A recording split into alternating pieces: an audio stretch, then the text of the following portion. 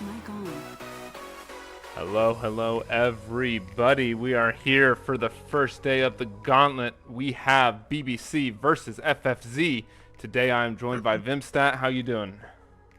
I'm doing good. How are you? I'm doing good myself. I'm ready for these games to get on the road. We will see exactly what each team has prepared because this is do or die time for both these teams. Yep. And both of these teams, in order to make it to semis, they have to win all of their games through the gauntlet, right? Yes. So every single game through this gauntlet, every series matters because this is where the miracle runs happen, especially in BTL. So, and interestingly enough, talking about like each team, FFZ does not have Zerathai for the entirety of the gauntlet. It is going to be Tygoon filling those shoes. So is FFZ, I guess the Fantastic Four and Tygoon, going to be able to pull it off against BBC? Yeah, I mean, I think they're I think FFZ has a good shot today. The prophecy might be short-lived, but I think there's a chance. Yeah, the prophecy has been foretold by Zerathai. He believes his team will make it to playoffs minimum. So we're going to have to see what happens. But starting us off with the bans, BBC has opted for the Jarvan, Ezreal, and Caitlyn ban, whereas FFZ has opted for the Zaya, Sejuani, and Vi ban. So both teams focus on the jungle and bot lane matchups. So they're kind of on the same page. And I know Tygoon's bot lane pool isn't exactly the biggest, and it looks like BBC is sniping all those picks that he's really known for when he does play AD carry. Yep. Notably, Santa Tom is up, which I know Oh god. FFZ probably will want to play. But is Tygoon up for the task is the real question. I saw his Senna games this week. They were a little meh. But we're gonna have to see what happens. But we do have the Ashe first pick for BBC, a very stable bot laner, someone who can really hold priority in the bot lane, and also do a lot around the map with her ultimates and her hawk shot. Uh, is Tygoon gonna play Ziggs? I think he is. He was talking about it. He's like, I'm just gonna do what Zerathai does. There's no dude. No. That's hilarious. Yeah, we do have the Ziggs locked in for FFC. Looks like it's going to be paired with Thresh or Nautilus. Those are the two hovers right now. More than likely that Ziggs will be going bot lane. Yep. We have to see what Just Relish decides to pull out. He does go for the Rel, someone who's very good at keeping people locked down in a single position. Very good for the Ziggs, just to like start pelting them with bombs. But is Rel going to be fast enough against somebody who can permanently solo him?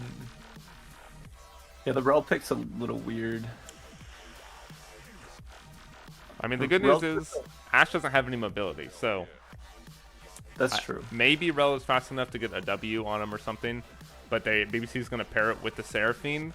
So a lot of lane control coming out of BBC, a lot of ways to keep Rel away, and more than likely we're going to see Just Relish roam around the map because it's going to be kind of hard for him to do anything in the bot lane if they keep their spacing correct. But Yep. I do believe Rel has a lot of uses in that mid to late game team fighting, especially when Rel's flash is up, so things can get pretty dangerous if you're locking in these super squishy laners. Right. It kind of sucks for Ziggs because what he wants to do is just perma push the wave and get some platings. But with Seraphine Axe, they're never going to be able to really push that lane. Yeah, he's probably not going to be able to do that too often, if at all. But the good news is, though, Ziggs, yes, likes to get those platings and stuff, but Ziggs is also perfectly fine just farming it up, you know? Ziggs is one of those champions where once he gets like 2 or 3 items, his DPS goes through the roof. I don't know if it's accurate to say this now, but a few patches ago, and for a long, like basically all of last season, Ziggs had the highest DPS output out of every bot laner that was being played, just because of how much damage he can throw out. I mean, I believe it. Who is FFZ's mid laner? Don't know. I don't know. I can't say that. I think that's Korean. I don't read Korean, so. Is this a new player or did they just change their name? It could have been a name change. Whoever it is, it's on their roster, so. Yep. But it is definitely going to be. I'm just going to say the champion name when it comes to them because I can't read it. I'm sorry. I'm But thinking it might be a Ziggs mid, though. there is potential for it to be a Ziggs mid, but I know Tygoon was kind of hyping it up and be like, yeah, I'm just gonna play Ziggs, you know. So Yeah. I'm definitely not throwing that out of the equation here. We do have the Nocturne and the Xin Zhao locked in for the jungle roles for both teams. So Xin Zhao, I like the Nocturne a little bit better. You don't really see that much Xin Zhao, and also Xin Zhao is really, in my opinion, only like super strong against like ranged comps because he can just ignore so much damage. But the only range right now is the Ziggs. So Yeah. I think that BBC has a better early game comp, but like if this game if Xin Zhao is not able to do anything pre-6, then I feel like the game is gonna be really hard for BBC. yeah, it definitely can be hard, especially with I mean, Ziggs alone, I feel like makes it hard. If you're locking in those double squishy bot laners in that mid game, if they're not careful, Ziggs can chunk them down to like half HP with 2 Qs, you know? Right. And he's not like Yeah. Karthus. He doesn't need them to be isolated. He wants them to be together. His damage does not care. But FFZ going to take the Orianna, so that is going to be Ziggs in the bot lane, Orianna in the mid lane to pair with the Rel and Nocturne. So already FFZ has quite a combo to be on the Rift right now. I tongue-tied, but Orianna definitely looking. Orianna, strongest mid laner by far this patch. Has the most presence, I think, in BTL as well as pro play. So she's going to be doing a lot. But Nico looks like it's going to be the answer, and Nico kind of does the same thing that Orianna does, and it's to keep them all locked down and stuck in a single area. So it's going to be a battle in the mid lane, I think, and whoever can get that mid prio is going to have a huge advantage. Yeah, Nico's really good into what FFZ wants to do, which is diving, because as soon as Nocturne and Rel dive in there, Nico can just press R and it can completely turn the fight, especially with Seraphine ult. Yeah, it is definitely a game of wombos. Yep. We're going to see some bloody team fights. We have the Darius top lane, not something that we see too often. A very powerful, oppressive laner, but overall in his team fight capabilities, not like the best, you know? So that Darius pick, I feel like, is just to make sure that their top laner can't have their way. And it's interesting to see on blue side, because I feel like Darius is someone you want to get counters into so that it can keep control of the lane. And Yone is going to be the answer into the Darius. I don't really know how this matchup goes, but I feel like Yone just has the higher DPS output. Mm-hmm. I think if Yone overextends in the lane, though, Darius can just run him down. So Yone has to be careful when he's pushing the wave up. Yeah, things are definitely going to be interesting in that top lane, and it can be dangerous, especially with the two junglers that they have. Xin Zhao, really good at closing gaps, and Yone doesn't exactly have the greatest escapes because a lot of his damage and a lot of his trade pattern is tied to his soul. And Nocturne, I mean, it's same thing with Nocturne though. Like Darius, if Darius has his way, he's going to be pushed up into the enemy tower, getting bleed stacks, trying to keep Yone away from the farm, and then Nocturne comes in with his ultimate and just gets a fear on him, and then that's a Darius. So Yeah. these both comps have very similar playstyles. I feel like they all have great wombos with their ultimates. Nico, Seraphine, Orianna, Rel. They have junglers that are focused on like catching people out on the side lanes and giving their split pushers an advantage, and they both have very strong split pushers. So it's really just going to come down to who can perform better. Yeah, I agree. I think these comps are very even drafting wise. But yeah, Who are you going to give advantage to? That is the question. I would give the edge to FFZ just because they have so many more win conditions. Like Darius, I feel like is a champion. If he gets a super big lead, he's a champion that can easily be hided out and killed in team fights. Whereas Yone, he's a little bit more slippery and he can just like assassinate your backline if he's super far ahead, which can be really oppressive to play against. So I think I would give the edge to FFZ just because that top lane matchup. Yeah. Okay. I will agree. It's definitely a close one to call because both teams are very similar. one thing that BBC does have working for them though is if they do fall behind, the Nico is a great scapegoat because FFZ's comp is dive, dive, dive, and Nico is a great counter diver. So it's definitely going to be hard even if FFC comes out ahead. And if BBC comes out ahead, there's not much on the side of FFC that's going to really be stopping them from going forward, especially when you have Ashe and Seraphine. So except for the Ziggs, basically. Maybe a little bit of the Orianna. But if Nico can get onto their team, it's gonna be rough. Right. Yeah, and I think FFZ's comp is a little bit easier to execute as well. Jin Zhao's kind of a hard champion to execute on well. So if you don't get successful ganks early or get some successful early pressure on this Nocturne, it's gonna make it really hard. Okay. Because Nocturne is possibly the easiest champion to execute on. All right, yeah, Nocturne is relatively easy. I hope to see the bruiser build that Nocturne normally goes. I don't think you're gonna get a lot of success out of the lethality builds, especially this game with just like how tanky Darius and Xin are, and even like Nico herself, like she's like kind of tanky just because like it's hard to hit her. Like she goes invisible, she knocks you up, she CC chains you. It's not gonna be the easiest time to like instantly tap her. Yeah. But we are going to send it off to a break while we load into the Rift for game number 1 between BBC and FFZ. Let's see if Ito puts some predictions in the chat. Maybe we can get some voting for those viewers out there. But we will be back in approximately 3 minutes, so stay tuned. Mic off.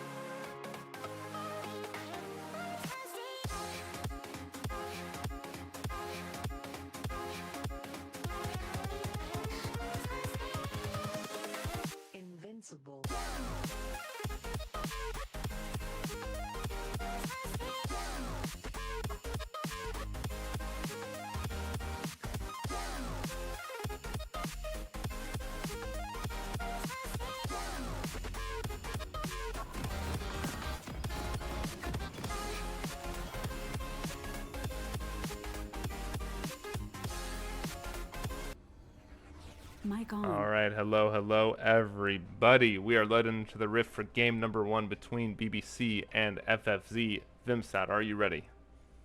I am. 3, Can you hear me okay? 2, 1, 11, 12, 13. And yes, I can hear you. Yep.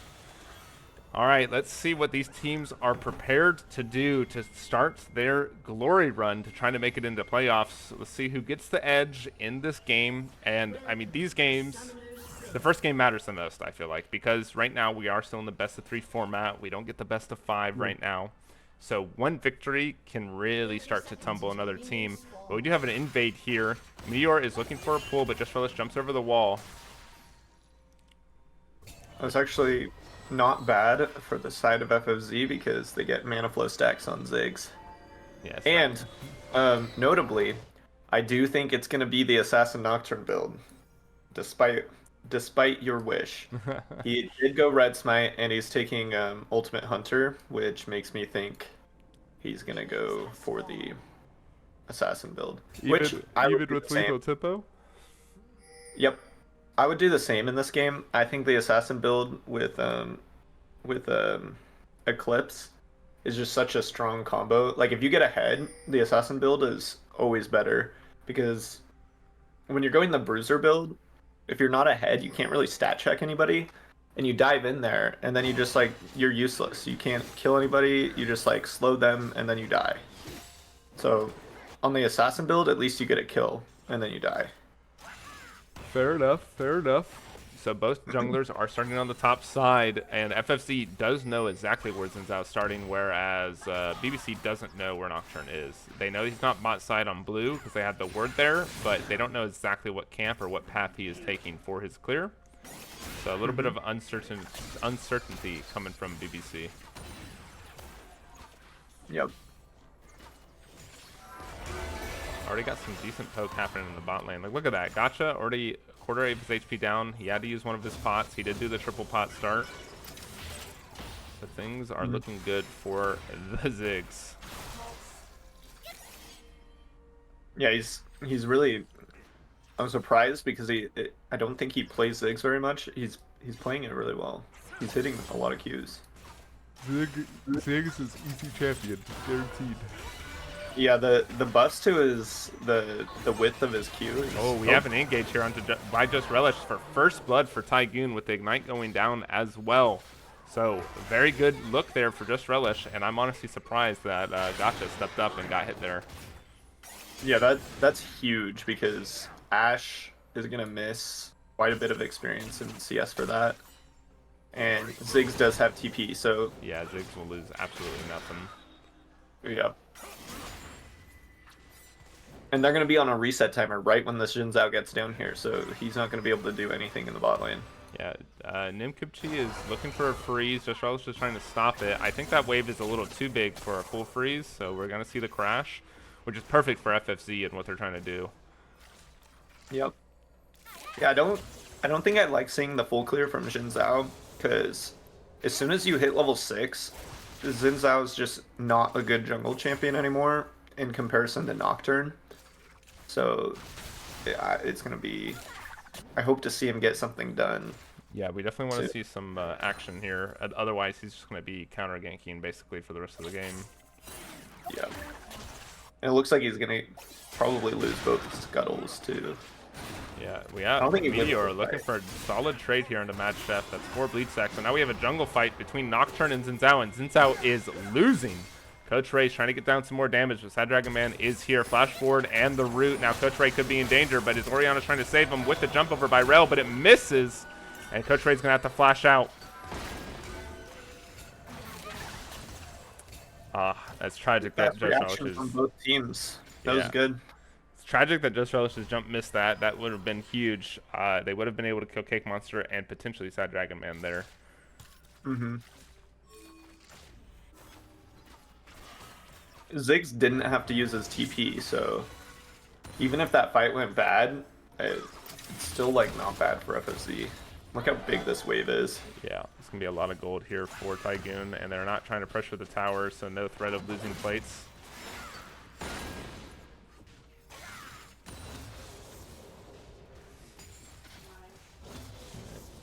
Dragon has just spawned, and I honestly think FFZ should be in a great position. I feel like Disrelish and Tygoon have the tempo in the bot lane right now.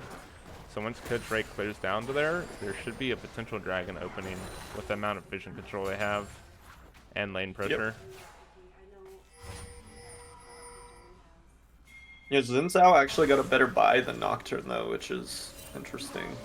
And it does look like it's definitely going to be the assassin build with 2 long swords. Yeah, we got 3 in the top lane now. On to Mad Chef. Mad Chef is most likely going to die here. He does have flash, but I think it's not worth wasting it. So that's going to be a kill going over to Meteor.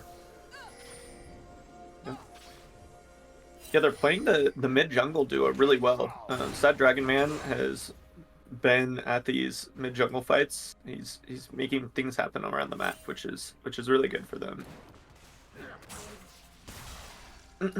Oh, sorry. Yeah, 100%. Like the movements from Sad Dragon Man are definitely a lot better than what we have seen in the past, and it's allowing Cake Monster to really open up the game and try to get some advantages because he is really on a timer for these ultimates. Because once Nocturne gets that ultimate, Nocturne's gonna be doing a lot of work around the map, especially if he can get those ultimate hunter stacks going. Yep. So that will be the first dragon for FFZ. Which is a good play by them. They saw that Xin Zhao was topside, more than likely going to clear 2 bot, so they had a lot of time to actually get that dragon. Yep.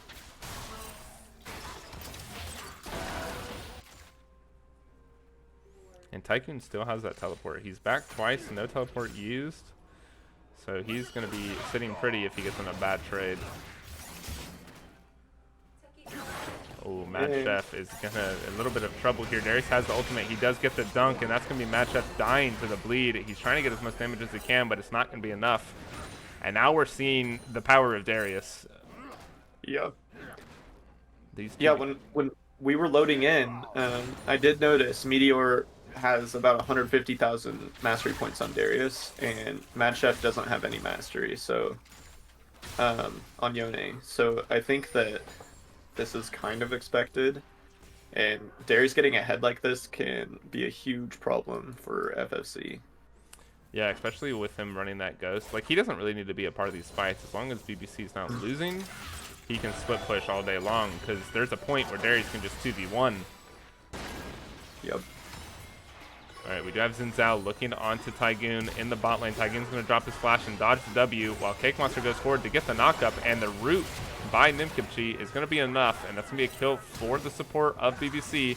And Just Relish is going to have to try to walk away here. He's going to get poked down, but it's not going to be enough to kill him. Yep. Exactly what you want to see if you're a BBC.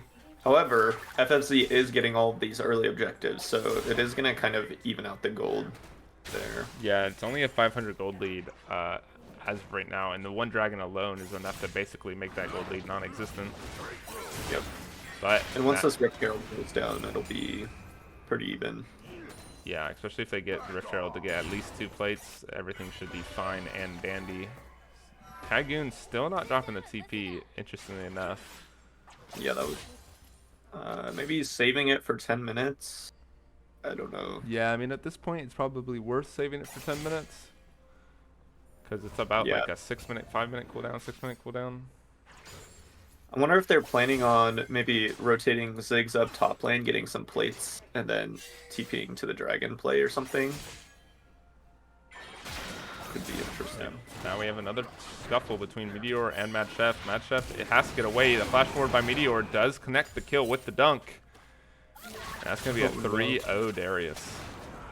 Ooh, Nocturne's looking though, but this could still be dangerous. He still has the reset. Can he get the damage down in time? Cake Monster's here to try to save him. The flash forward by Coach Ray. Coach Ray gets the shutdown, but he's going to fall to Cake Monster as a result. Yep. And I was wrong. Yep. It is the Bruiser build on Nocturne. Yeah. See, I told you. It's just not good. Yeah. It's good, bro. It's better than the Assassin build. There's a reason why people build it. True.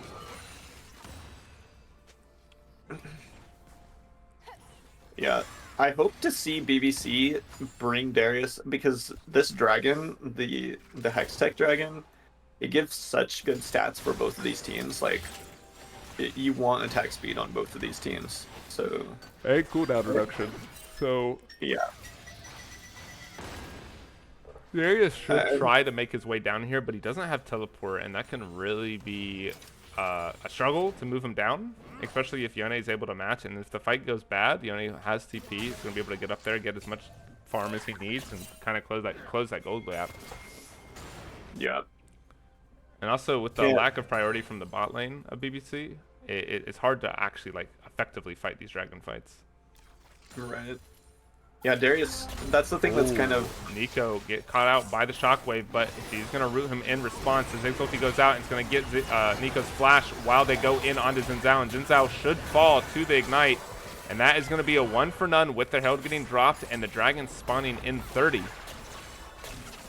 So that's a huge momentum play there by FFZ, and it's going to allow them to get as much prio as they need. They have the TPs from 3 of their members, so people can still get resets and be at this dragon just in time if they so desire. Yep. FFZ did burn a lot of cooldowns, so it looks like they don't want to contest it. Yeah, I mean, Nico burned her Pop Blossom as well, so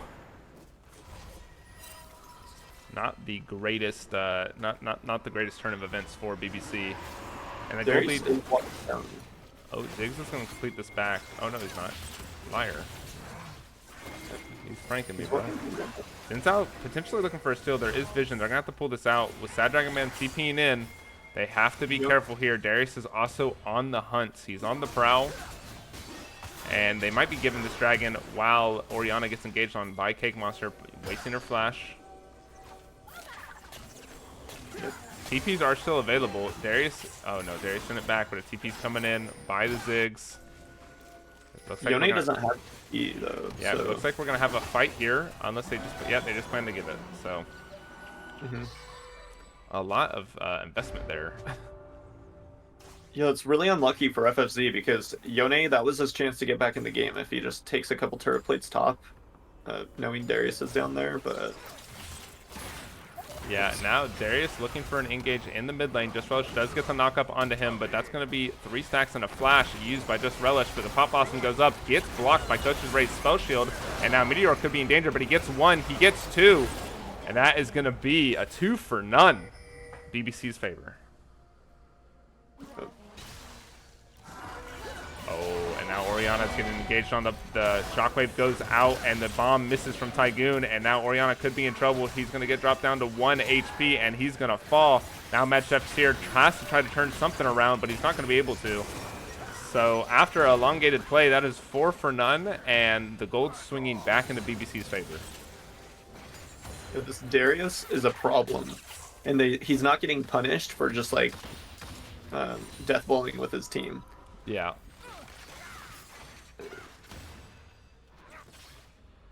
Yeah, 6-1 Darius. He alone has a 2.5K gold lead. Yep. And the top lane, there's still five plates on blue side's top lane, which Darius has been on the map for like 3 minutes. So really unfortunate. Yeah, things are definitely looking rough. Another plate secured by FFZ. I mean, Ziggs has a 1,000 gold lead. Everyone else is relatively even, minus the top lane matchup. So basically, the gold leads are Tygoon, Ziggs, and BBC's Darius. So, yep. And I don't think Ziggs is at the point where he can deal with Darius. But now Cake Monster could be in a little bit of trouble. Just Relish uses the enhanced blast cone to get over on top of him, and that's going to be him falling. Kill going over to Just Relish. But now Tygoon's at kind of an interesting spot. It's going to have to use his W to get over the wall. I do think that FFZ still has the edge in this game because, like I said, their comp is a lot easier to execute, and Darius is going to have a hard time getting in. He's just going to get poked down. So unless he's going to have to like burn flash in order to get in these fights. Probably and Ghost. He's going to need Ghost for these fights. Second Herald of the game being started up by FFZ. If they can secure this, there is potential to maybe get a first tower with the Ziggs combo. but they are moving down. Meteor is here. Cake Monster has spotted them. Coach Ray and Just Relish, you guys got to get out of here. Just Relish is going to, or Cake Monster, oh my god, sorry. Pop Blossom goes up and gets a double knockup with the TP coming in, but Darius gets one. He's looking for more. Mad Chef is on the run, while Oriana TPs into the pit, gets a triple knockup with her ultimate, but it's not going to be enough. And that's going to be the Herald falling to BBC, and Tygoon is just going to get ran down here by the Darius. Yeah. Yeah, FFZ's just playing straight into BBC's hands. They want to counter engage because Darius can't engage. So that's just, and that was interesting. Yeah, I lost track of the names, so that's why that beginning of that fight sounded scuffed. But the Herald is going to get dropped. First tower dropping. A TP flanked by the Yone. He's going in behind, but he gets rooted and knocked up and CC'd, and he just dies before he can do anything. He can't play the game. I wish I could see how long he was CC'd for, like the death recap. I'm going to go for 10 years. It's a Riot's secret number. Yeah, now it just went from like a 300 gold lead to 5k gold lead in a matter of 2 minutes. Yeah, things are definitely going to look rough. I mean, Darius exploded his lead, which was 2k to a 3.5k lead now. Ash has closed the gold gap from 1,000 to 600. Or Nico now has a 1,200 gold lead. Xin Zhao has an 800 gold lead. The gold is just not in BBC's hands right now, and they gotta start playing these fights really slow if they want a chance to pull back this first game. Yeah. Now that they're this far behind, their only hope is just like, you have to let Ziggs poke, and you have to let Oriana poke, and whittle down the Darius, and try and play the fights super slow. Yeah. Before you go in. Yeah, it is really the only way, but it's hard to play slow against this team. Like, they have the Ash ult, they have a Seraphine ult, they have the Pop Blossom. Like, there's so many ways to start these fights in favor of BBC, and it's just going to be hard to really counter this. The Sad Dragon Man going to drop the TP in the top side to defend. Maybe a dive here from Coach Ray. Coach Ray has the ultimate. Pop Blossom gets popped up, but it's not going to be enough, and that's going to be a shutdown going over to the Ziggs. And potentially a tower if they want to stay around, but it doesn't look like... Oh no, they will. Okay. Yeah, that's a good play. Like they know they can't fight this dragon, so might as well. It doesn't matter if they get it. Ghost pop there by the Darius, but the Yone ulti is enough to dodge it.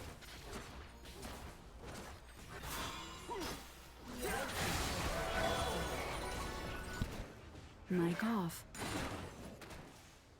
They did close the gold gap a little bit. They brought it down to 3k.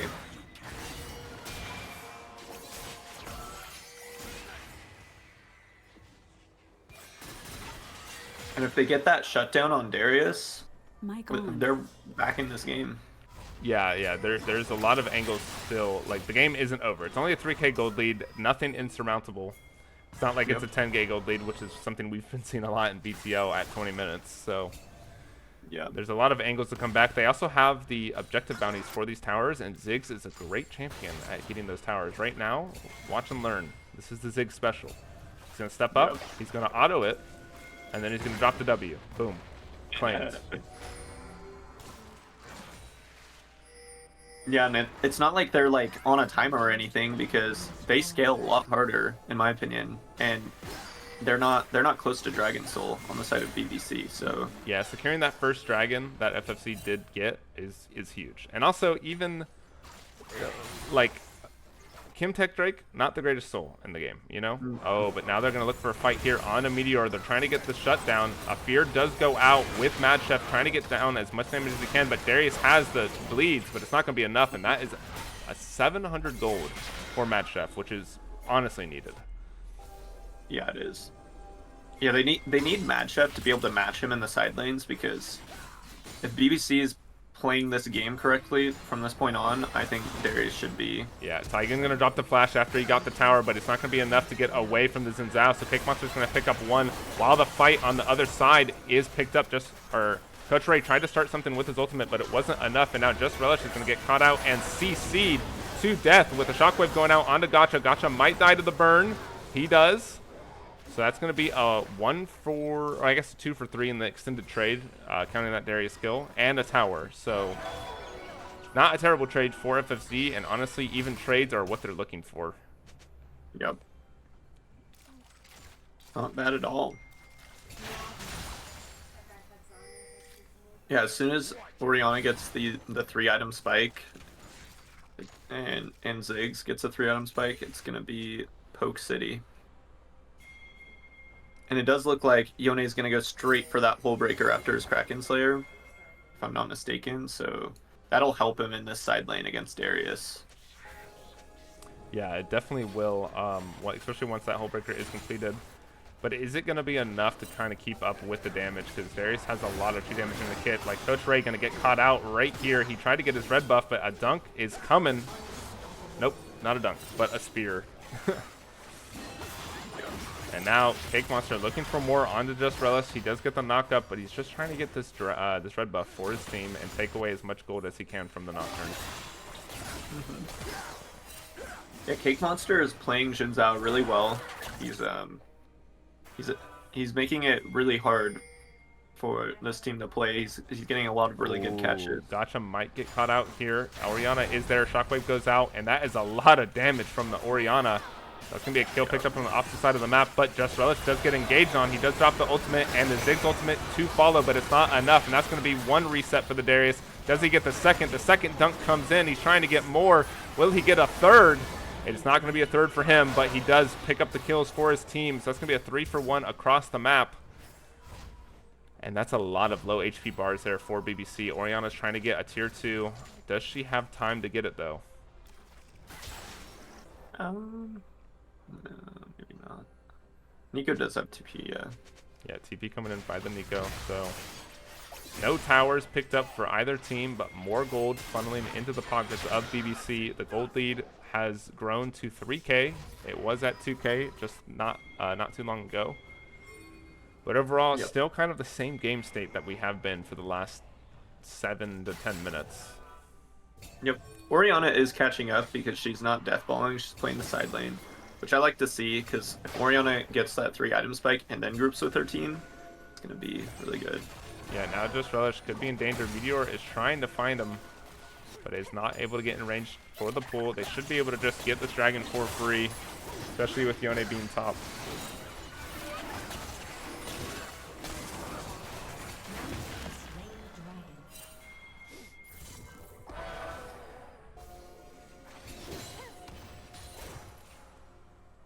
Yeah, it looks like Darius is opting for the Force of Nature instead of going for a Hull Breaker. I mean, he's basically deathballing the rest of this game, it seems, so it makes sense. I mean, I just don't... I think that Darius should be playing the side lane with his massive lead and then cross-mapping the objective. Oh, Orianna's going to get caught out by the Seraphine ultimate, and the Pop Blossom goes up to catch Just Relish, along with the Enchanted Crystal Arrow. That's going to be a 2 for none, and that's going to be full Baron control. Oh, but Tygoon going to get caught out by the Empowered Blast Cone. Uh-oh, buddy. That is a kill, and that is going to be the Baron. Yeah, FFZ just keeps walking in to the jungle. You can't be doing that. You don't have prio in these lanes. You don't have any vision in there. Of course you're going to die. Yeah, things are looking a lot more rough for FFZ, and it's looking, we're almost to the point where it's going to be impossible to come back. Once they secure this Baron and get the rest of these outer towers, that gold lead is going to explode to more than likely at least 6K. It's already at 4.5, 5K actually. So it's going to be tough. It is. They don't really have a great damage DPS source for Darius, and Darius seems to be able to just make it into the backline regardless, and typically you don't see Darius as doing that. Yep. And this Force of Nature is going to help with that a lot. Yeah, what is it, 10% move speed, if I'm not mistaken? Yes. Yeah. And he's also got the move speed from Stridebreaker as well. Yeah, things are looking rough for FFC. Honestly, like, Their comeback angles are very limited. It's really just have the Ziggs and Orianna poke them out, but it doesn't seem like BBC is giving them the time to do that. Yeah. I mean, the advantage that they do have is Yone has this Hull Breaker, and he can get these objective bounties off the map and really close that gold gap. And Ziggs and Orianna just have amazing wave clear, so it's going to be really hard for BBC to siege. And I think that if they're able to secure these objective bounties slowly, the gold gap will close. Yeah, I would agree with you, but I mean, Yone is just sitting in the top lane bush, waiting for the wave to come to him. Yep. Yeah, like you see their team on the map. You see the team on the map, right? Like you know where they're at. You should just be pushing. If you can't 1v1 as Zhao at this point, then like you shouldn't have bought Hull Breaker. No. I think he can. Like I'm pretty sure he should be able to win that 1v1. Oh, Sad Dragon Man gonna get caught out by the knockup by Orianna, but it's not gonna be enough to commit to the kill. But now Tygoon is in danger. He gets pulled. The paranoia is going to go out. They're going to try to potentially get Darius here, but he's not going to actually activate. Oh, he does activate it onto the Nico, trying to pick up the kill onto Sad Dragon Man with Tygoon picking that up. And now Just Rush is going in for a huge ultimate of his own, but Gacha is trying to get down damage, but he dies to Tygoon. Can they get Meteor? Yone is here. He does have the damage in, but the resets are coming in for Darius. That is a Quadra. Can he get the Penta? Oh, there it is. Does he get? Oh, wait, no, it's not a Penta. It's only a Quadra. I lied. Wow, Meteor actually just 1v5'd that fight, though. Yeah. Darius. Zhao wasn't there, by the way. That was a 5v4, and Meteor just destroyed the competition. It appears that BBC's ADC does not want to see Darius on his team again. Oh, the game isn't over yet, though. True. I mean, in the grand scheme of things, the gold lead is still the same. Only 6K. You know? Yep.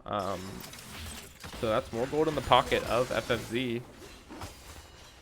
And I mean, it's not like BBC is going to get much stronger than they already are. That's true.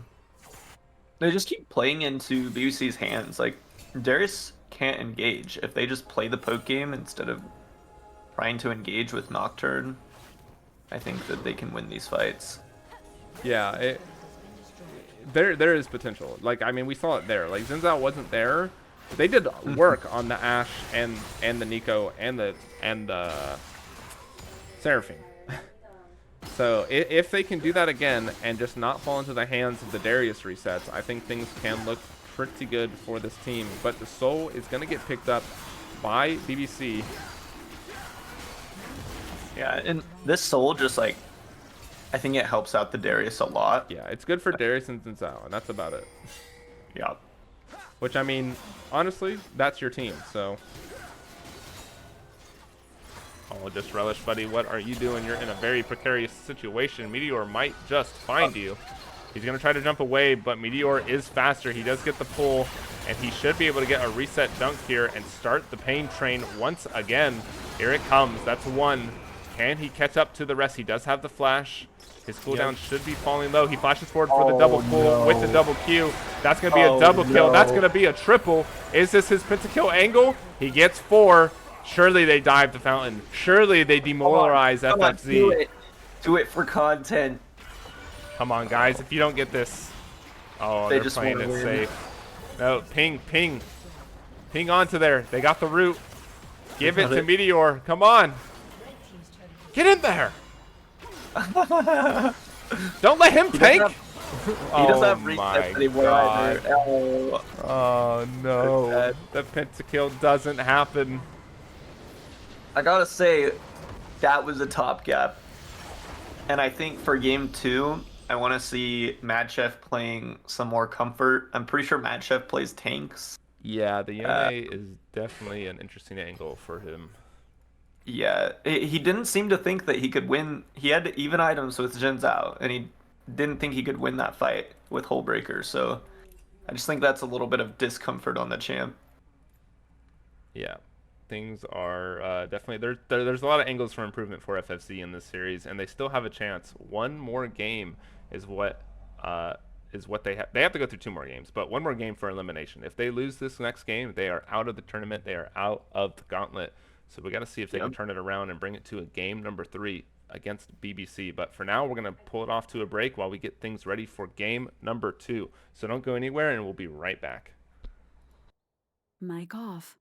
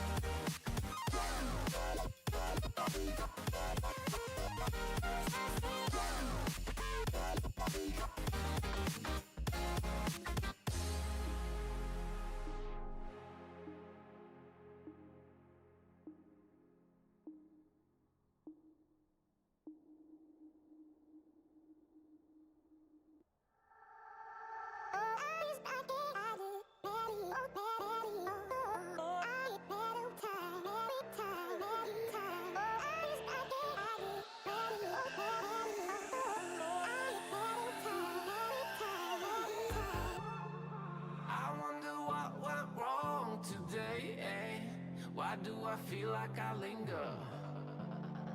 Linger between the words to say the words to remember. Now we're here to take control over your body and over your soul. We're gonna take back everything and lose it all. Lose it all. Lose it all. Feel it in your arms. Feel it in your legs. Feel it on your fingertips and feel it in your head. Just let your body go. Just let your body go.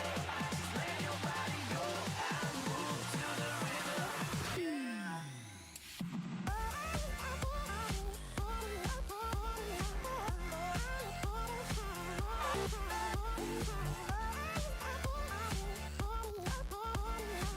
Mic on.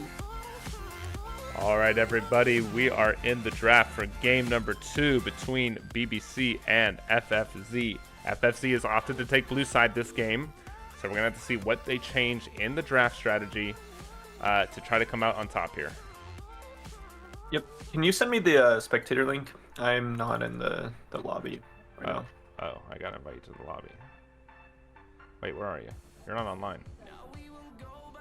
I sure am. No, you're not. Where? Why are you in my generals? Why are you not? Okay, this game sucks. Everyone, League of Legends sucks. It's official. There it is. Okay. Sweet. Thanks. Sorry. So yeah, what do you want to see differently from FFZ this game? I'm gonna let you answer that question because I'm ordering pizza right now. Okay. For me, I think Matt Chef needs to be on some comfort, and I think we need a more reliable ADC, because I think that if they can get Tygoon ahead on an auto attack based champ, it can look a lot easier for them to win these fights. I definitely think that we want to see an actual AD carry coming out for FFC. Yep. Like it has to happen. Like, you need to have DPS on your team. Ziggs isn't quite there. Ziggs has a lot of DPS, yes, but when games get rolled over that fast, Ziggs starts to struggle. And if that is going to be the tempo in the top lane, if Matchup can't stabilize, they need to have a better, more reliable AD carry. Yeah. And they need to commit to the type of comp that they wanted to play. Last game, it just felt kind of weird because Nocturne kept going in when what they really want to do is poke with Ziggs first. So I think they need to like identify what they want to play and go with it, rather than kind of like drafting a little bit of everything. Yeah, 100%. I do agree with that. To start us off with the bans, though, we do have the Xayah and the Vi coming out of FFC, whereas BBC has gotten the Ezreal and the Jarvan away from FFC as well. Sorry. Xin Zhao is going to be the third ban for FFC, and I'm honestly surprised. Maybe I am expecting a Darius ban or on the next rotation of bans. Yeah, that's a little weird. I think I'm pretty sure like Meteor's probably feeling himself after that game. I wouldn't be surprised if they pick it in first rotation. The Darius. Yeah, there's a lot of potential there. Except Darius has a lot of counters, and I'm just surprised that matchup didn't kind of pick one of those counters. I mean, things like Yorick kind of like screw Darius over. Sion can't really die, but I guess it's not really a counter matchup for him. Darius still wins the lane. I feel like Ornn is pretty reliable at just not dying as well, and that's what you really need. You need a strong frontline champion, or you need someone who can just crush the lane altogether. But we have the Ashe coming in for BBC once again, so Gotcha is going to be playing that utility AD carry, and honestly, that's all his team needs at this point. I mean, Meteor and Cake Monster did absolute work last game, so utility AD carry fits their comp perfectly. Yep. I wonder what their jungle adaptation is going to be this game since the Xin Zhao is banned. Yeah, Xin Zhao was banned. We do have the Nico for BBC. Notably, I don't think Nico did too much in game number 1. And that's very rare to see because Nico has a lot of pop-off plays with her Pop Blossom. And it just didn't feel like they were there. So I'm kind of surprised that they went back to the Nico without seeing what the mid matchup's going to be. But once again, we have the Ziggs hover. And I just hope not to see it. No, Oh, no. Oh, no. And they're pairing it with the Blitzcrank. That's an interesting one. This is the end of the prophecy. This is the end. Things are looking dire. Maybe, just maybe. I mean, Ziggs did decent. Like, it's just he got ran down, basically, and you just can't get ran down. You need your team to buy you time, and they were not able to buy him time last game. I mean, it's just, again, they're kind of like split identity with this, though. Like, now they're kind of have like a pick comp, and Ziggs wants to poke. So I mean, it's not that bad. It's better than last game, but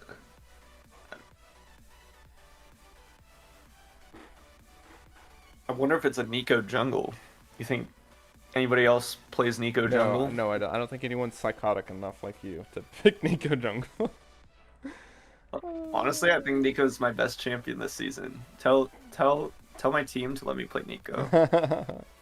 Hey, that's you. That's your job. But we do have the Darius ban coming in for FFZ. And finally, maybe, just maybe, they can get some priority in that top lane. Honestly, I want to see Mad Chef just play one of those like unkillable tanks at this point, and just let Ziggs and Blitzcrank do what they do best and poke and catch people out. Yeah, what do you want to see out of the mid lane for FFC? I mean, I don't mind the Orianna. I felt like the Orianna did pretty decent. They had some pretty decent shockwaves, like some 2-man, some 3-mans. Sejuani is also a pretty decent pairing for the Orianna, and his side laning presence was very powerful. Like, he got solo kills on the Gotcha. He was able to keep those side lanes pushed and was able to stay alive. So I wouldn't be disappointed to see another Orianna. And as we saw, the matchup went in Orianna's favor. Yep. And they did ban the Darius this time, so could make a big difference. Yeah, no Darius shenanigans in the top lane. 4 top lane bans to end us off with the ban phase. Renekton, Set, Sion, and Darius no longer available for either team. So we're going to have to see what FFZ answers, because more than likely they're going to have to blind pick here. Like, BBC should pick their jungler here. They already know the jungle matchup. Oh. It could be... I mean... That's kind of a flex, but I feel like it's Pantheon top. So they're giving the counter the last pick for the jungler, which is kind of interesting. So we're gonna have to see exactly what plays out there for that Pantheon pick. There's a few angles where it could go. I mean, it could go mid laner. That could be a Nico jungle. It could go jungle, and it could go top. Yeah, I don't think I like the Garen pick. Like, I think I'd rather. Oh, it's a Ziggs mid. It's a Ziggs mid. Is it? It has to be. Zavane, look. Bro, I wonder if they're switching, though. Because Tygoon does play Garen. They could be switching around. What, and put Mad Chef AD carry? Yeah, That's crazy. that's crazy. That's crazy. All right, that is going to be a Pantheon jungle. Oh, I mean, I guess it could still be a Nico jungle, but I'm pretty sure that's Pantheon jungle. Fiora top lane into the Garen. I feel like that's a I don't skill think matchup because she has to stop the Garen ulti with her W or she's just going to get blown up. I think it should be Nico jungle. Like, Pantheon cannot jungle very well. Or I haven't seen it jungle well. All right, well, you're about to get proven wrong here, buddy, but I'm joking. I don't know. Oh. I'm curious to see. I'm excited to see if it is a Pantheon jungle. It'll be interesting to see how he plays it and how he clears. Yeah, I mean, I feel like it's just going to be gank central for the Pantheon, to be completely honest. And I mean, Pantheon has some great gank setup. Like, he has his W extended stun, he has decent damage with his Q, and he can ignore a lot of damage with his E. So there are a lot of it has potential. Is it the best jungle pick in the world? Not realistically, but No. you know, it's a jungle pick to say the least. But we do have match shift on the Garen. I feel like that's a lot more comfort there versus the Yone, because Garen's kind of tanky, and he can still dish out a decent amount of damage. We're just gonna have to see how well he matches up against this Fiora, because it's a skill matchup, but it's 100% Fiora favored. Like Garen's ultimate, very telegraphed. But there is no CC that like Fiora can layer and stun the Garen with. So Right. Yeah, I think I actually favor FFZ's draft this game, just because they have the scaling, they have an easy to execute comp again, and they played the early game really well last game. It was just the Darius got super far ahead. In this game, I think that if Madchef is able to weather the storm and not fall behind to this Fiora, it'll be really hard for BBC to play the game without that huge top gap. yeah, there is going to be a little bit of struggle in the bot lane, I feel like, though. Like, yes, it is a Blitzcrank, so he can kind of like neutralize the pressure that Ashe and Rakan can have, but Ashe's range far superior to Vayne. It's going to be rough for the Vayne in the early game compared to the Ziggs matchup last game. So things, there's highlights for both sides. That is going to be a Nico jungle. So I'm gonna flame this guy. Whoa! Doesn't do it right. Whoa! I'm just kidding. he better make me proud. I like this because Nico can outpace Sejuani really hard, and I think that Nico is gonna have a really easy time catching FFZ off guard here. Yeah, with the Nico jungle, are you still favoring FFZ, or do you think the Nico jungle is going to be what BBC needed?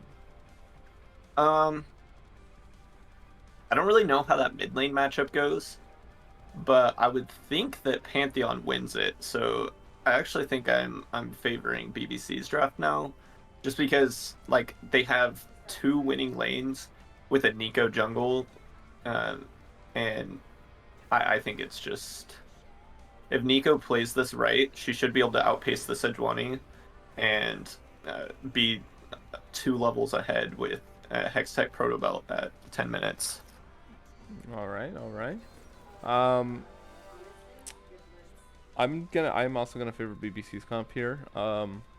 Just because utility Ashe super powerful. You have some great carries in the solo laners that Ashe can really empower, and Nico is strong. She has a decent gank potential, and it's not no flame for the mid laner of BBC, but Nico wasn't the pick last game. Like, I didn't really see it do much. Like, yes, you won the game, but it was because of your Darius, right? So maybe, just maybe, BBC's jungler can perform a little bit better on the Nico. And FFZ has some decent picks here. Like, if Vayne can get to that late game, they are going to be strong. Oh, we did have a swap. The Vayne went into the mid lane at those 20 seconds, which is the very last second of the swaps. So that's going to be a Vayne mid lane and a Ziggs jungle Ziggs AD carry once again.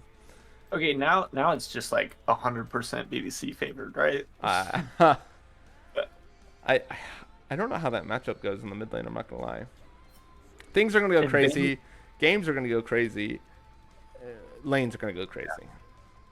This game will be interesting. It'll be a very snowbally game for sure. Yeah, 100%. But we're gonna send it off to a break while we load into the Rift for the second game between FFZ and BBC.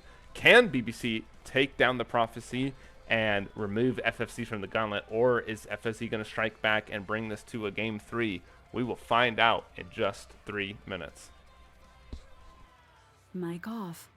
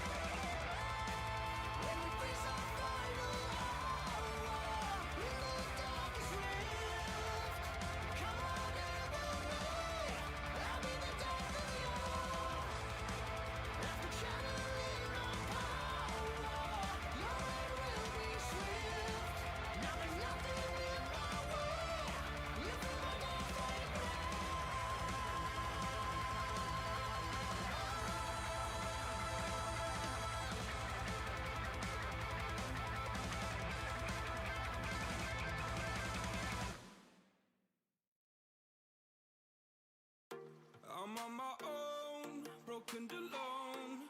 I feel the rain crashing down all around this empty town. I'm searching for the lost and found, but you don't care, you're unaware. Keep moving like the scars aren't even there. It's in the air like a blazing flare. Don't stare 'cause the flames will burn us. I thought you were the one for me. That's why I gave you everything. Held you close by the stormy seas. Oh, you meant the world to me. I used to kiss your head when you cried for me. Hold your hand while the pain was over. Keep you warm by the roaring sea. You meant the world to me.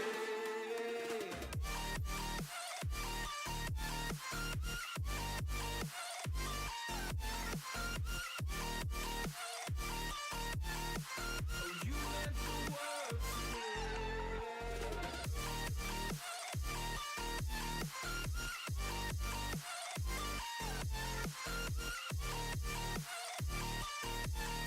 Oh, you meant the world to me. My darling dear, you're never here. When I'm in pain, you hide and disappear. Like shadows in the atmosphere, charting the stratosphere. Yeah. I prayed for you and kept you near, in hopes you'd chase away my fears. I'm on my own, you made it so, and now I'm chasing nightmares through. I used to run with you through the great big leaves, laugh at you when you laugh at me. Hope for us because I believe the home was just you and me. I thought you were the one for me. That's why I gave you everything. Held you close by the stormy seas. Oh, you meant the world to me.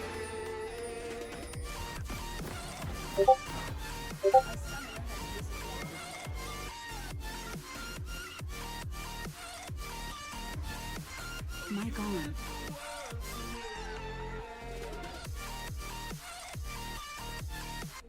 All right, everybody. We are in the Rift for game number 2 between FFZ and BBC. Vimstat, are you ready? I sure am. All right, 3, 2, 1, 11, 12, 13. Yep. All right. Let's see what FFC can pull off. Let's see if they can bring it to a game number 3, or will the power of BBC be enough to take control of the match? Yep. And it does look like we're going to see the teams fighting early here. It'll be interesting. Yeah, we do have a 5-stack Bush, and Blitzcrank is looking. He has the hook. Just pull Blitzcrank. Pull him. Blitzcrank's going to get engaged on with a triple knockup by the Rakan. That's going to be first blood for the Ashe, and now they're going to have to turn and run. Blitzcrank died just a little too fast. Vayne is trying to get down as much damage as he can, but it is not going to be enough. So that's going to be first blood for BBC, and quite a rough start for FFC. I don't know why you didn't just blind hook that Bush. You know people stack it. Yeah, it could have been worse. It could have been worse. Yeah, that is true. It could have been worse. Wow. Okay, let's see what Nico does here. Mic on. Nico is trolling. Okay, never mind. So Nico's gonna have like a 330 clear instead of a 305 clear because she didn't take the minion level 1. And so the tech on Nico jungle, for anybody who's curious, is you take a melee minion level 1, and if you look at Nico's base attack speed, it's 0.63. And if you look at a melee minion's base attack speed, it's 1.25, which you're getting like double the value out of your W when you do that. And it makes it so you can clear your first buff really easily. And then from there, your clear is really good because you're Q. You can do like a 305, 310 clear if you do it right, but... Well, he did have to kind of fight that invade that was happening by the Blitzcrank, so he had to start his Q. And now Madchef is fighting Meteor. He does drop down the Ignite, but Meteor is hitting those Vitals, and he's hit this level 2. So things are not going to go in favor of Madchef there. And when we were loading in, I did notice the Vayne mid lane has around 550,000 mastery points. So this is definitely a comfort pick for their FFZ's mid laner, which could spell for more interesting things to happen. Yeah, and the only problem is he's against this Pantheon, and I feel like Pantheon with Nico, they should be able to abuse the Vayne. Like, yes, Vayne has cleanse, but is it going to be enough? We will have to find out. But just like that, he avoided all that true damage. But now we have an engage onto Tygoon by Nimkimchi. Can he try to get down some more damage? Gotcha is trying to kind of free-firing onto him. But the Ziggs Pote's coming in, making things look a little bit decent here. But Meteor taking quite a rough trade there from the Silence E of Garen. Yeah, and in the mid lane, they traded flashes. Here comes the Nico. Nimkimchi's going to go forward, and he's going to get the double knockup, but he does fall to Tygoon. But Nico's here. Nico picks up 1, and I think Just Relish is going to die as well. He's going to try to get the trade, but it's not going to be enough. It was almost, but not quite. What the? What? Fiora just flashed. Whoops. Don't know why, but he did.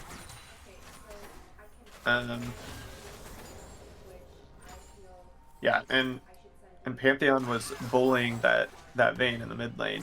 They had to trade flashes while that bot lane play was happening, and he nearly killed the Vayne. It was like a sliver of health. Yeah.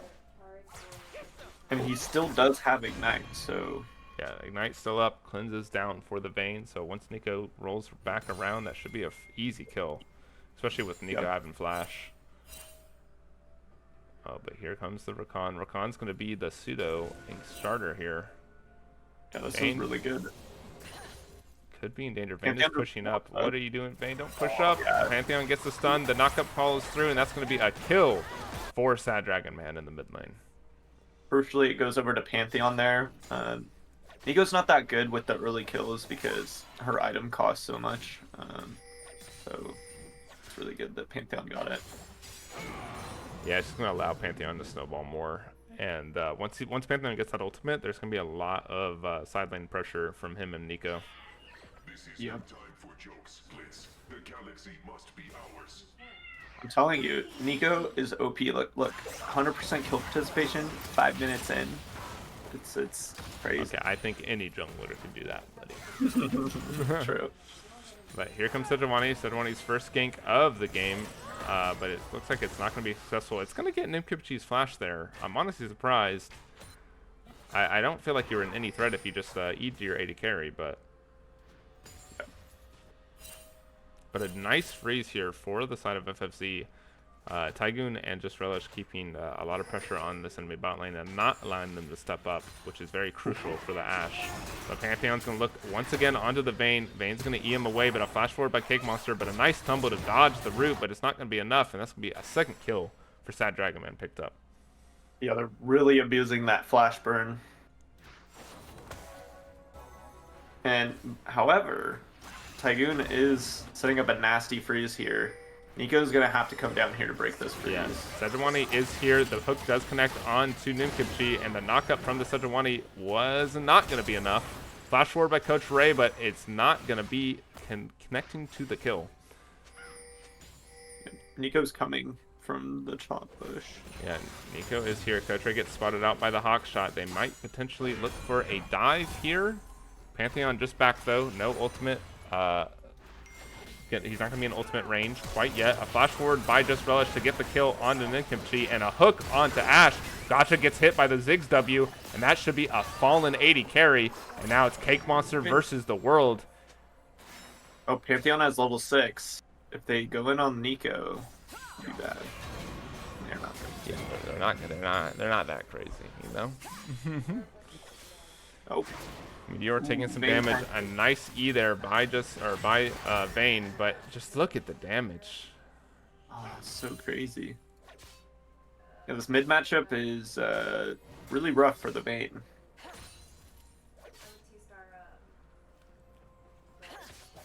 Yeah, I don't really know what went into the saucepan to come up with that idea, but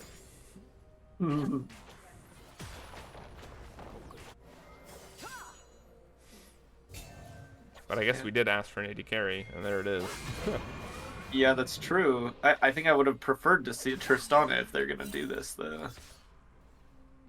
Yeah, Tristana with the being able to buffer the W, I think would have been a lot safer. Yeah, and paired with Ziggs, it just melt towers. Alright, ooh, a Hex Flash forward by Just Relish. It does connect the pull, and the knockup comes in. Gotcha could be in trouble. Tygoon's going to land a Q after a Q. He flashes forward for the auto attack, but it's not going to be enough. It looks like he's trying to commit to more, but he doesn't get it, and now he's tanking tower, and he's going to fall, but Gotcha. Ooh, almost died to the Ziggsy. Well played by Gotcha. Is that how you say it, Gotcha? I just say, I don't know. I say Gotcha.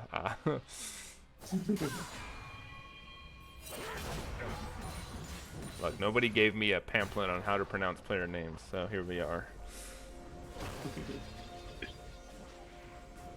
Yeah, this game is looking rough for FFZ already, because I don't think, like, their comp does not play well into BBC's comp late game either. So, because they're kind of immobile and could easily get caught out by Ashe and Pantheon. Yeah.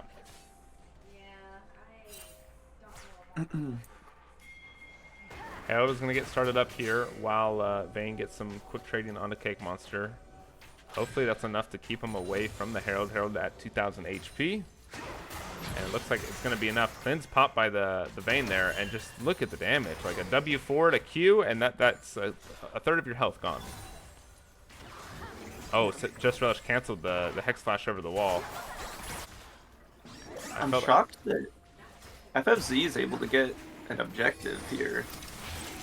Yeah, ooh, Ziggs gonna pop down some damage with his ultimate. They're trying to fight this dragon. Oh, they almost messed that up, but now Cake Monster going on to Tygoon, gets a double Pop Blossom knockup, trying to run away from Coach Ray.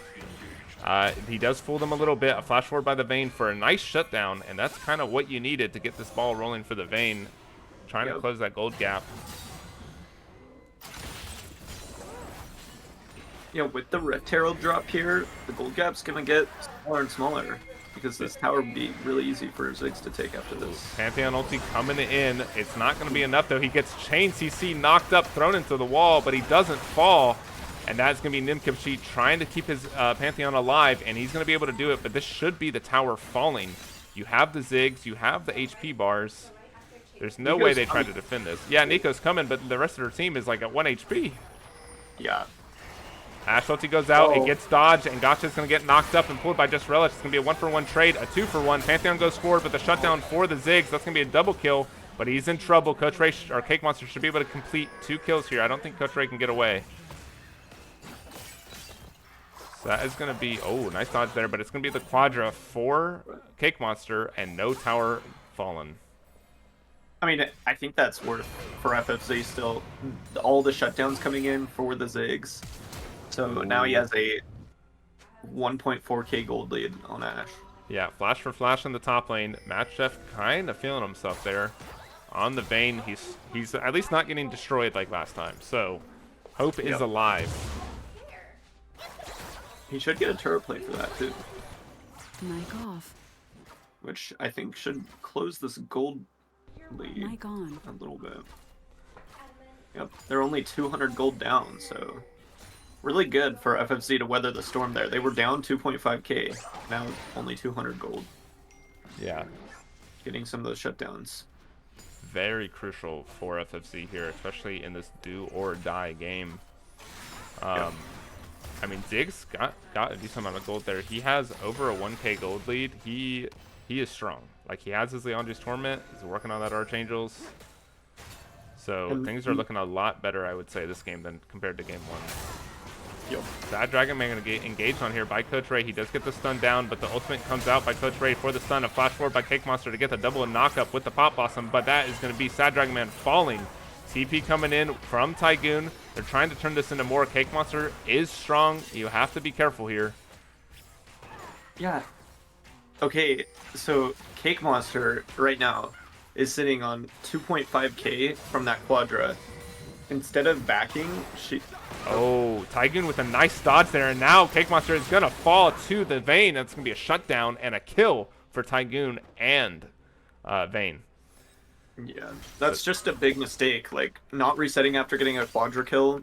She's sitting on so much gold. Imagine if she had the Mythic and the stopwatch for that fight. It looks so much different. Yeah, now Mad Chef looking for a trade on a Meteor. He does get the silence off, but the ultimate from Fiora is dropped. Is the Vital's going to be enough? He takes a tower shot.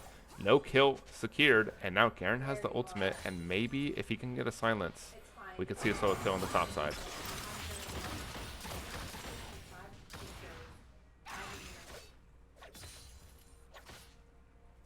You know, this bot gap, he's got 30 CS up, 2k gold. That's crazy. The boy And he's gonna is get that strong. soon. Tygoon proving us wrong. We said don't pick the Ziggs, and here he is. I mean, he got a good gold lead last game. I just felt like he couldn't execute late game. But we don't see a Darius running you down, so it could look a lot different. Yeah, you just have a Pantheon this time, I guess. But Pantheon's going to go in onto the Vayne, but it's not going to have enough damage. And that's going to be a solo kill for the Vayne picked up. And now Vayne is strong, it seems. Now he might just be able to kill Cake Monster. Cake Monster, buddy, you took a wrong fight, and that's going to be a 2-for-1 solo bolo there for the Vayne. We got Vayne from 1.5k gold down, now has a 500 gold lead, and seems like she can just 1v2 now. Yeah, it was more like 2 1v1s, but but a 2v1 nonetheless. First tower falling to the Ziggs. I believe mid tower should be following suit by the Vayne. And now that's gonna be the solo kill for Mad Chef. The tables have turned for FFZ. I think the Blitzcrank was really crucial in that bottom fight that happened earlier.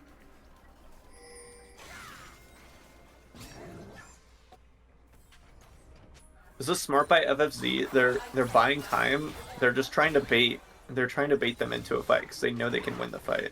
Yeah, Mad Chef's completing that swift push. He should be able to get this tower here. Fiora is TPing on the flank with Pantheon ulting in, so they're going to trade this dragon for a potential kill into Mad Chef. Mad Chef does get stunned up by Sad Dragon Man. I don't think he's going to be fast enough to get away here with Fiora on the flank. So that should be 1 kill for the dragon trade. So a relatively I mean, I guess this is exactly what BBC needs to look for because they couldn't really contest the dragon, so good on them. Yep. Although, Ziggs can just walk up there and W the tower now. So it's like not the worst.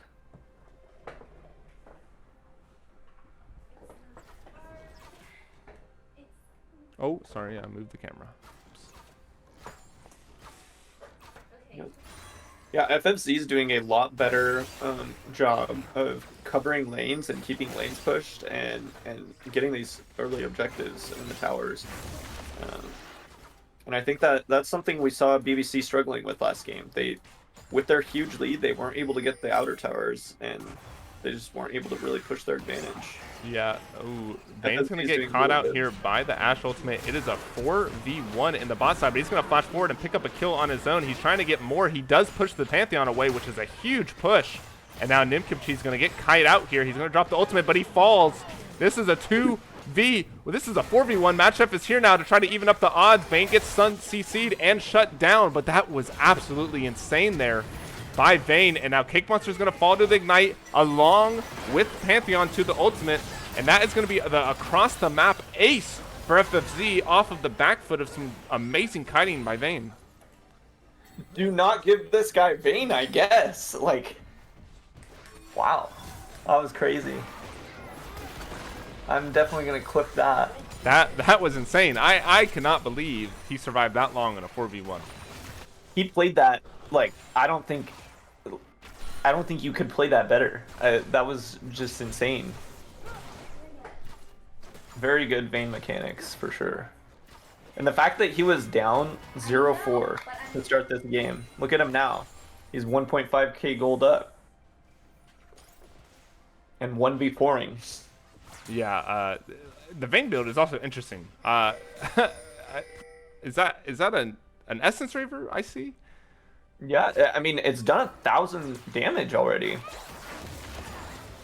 That is insane. Now, Cake Monster, it could be in a little bit of trouble. He does get the root onto the Vayne.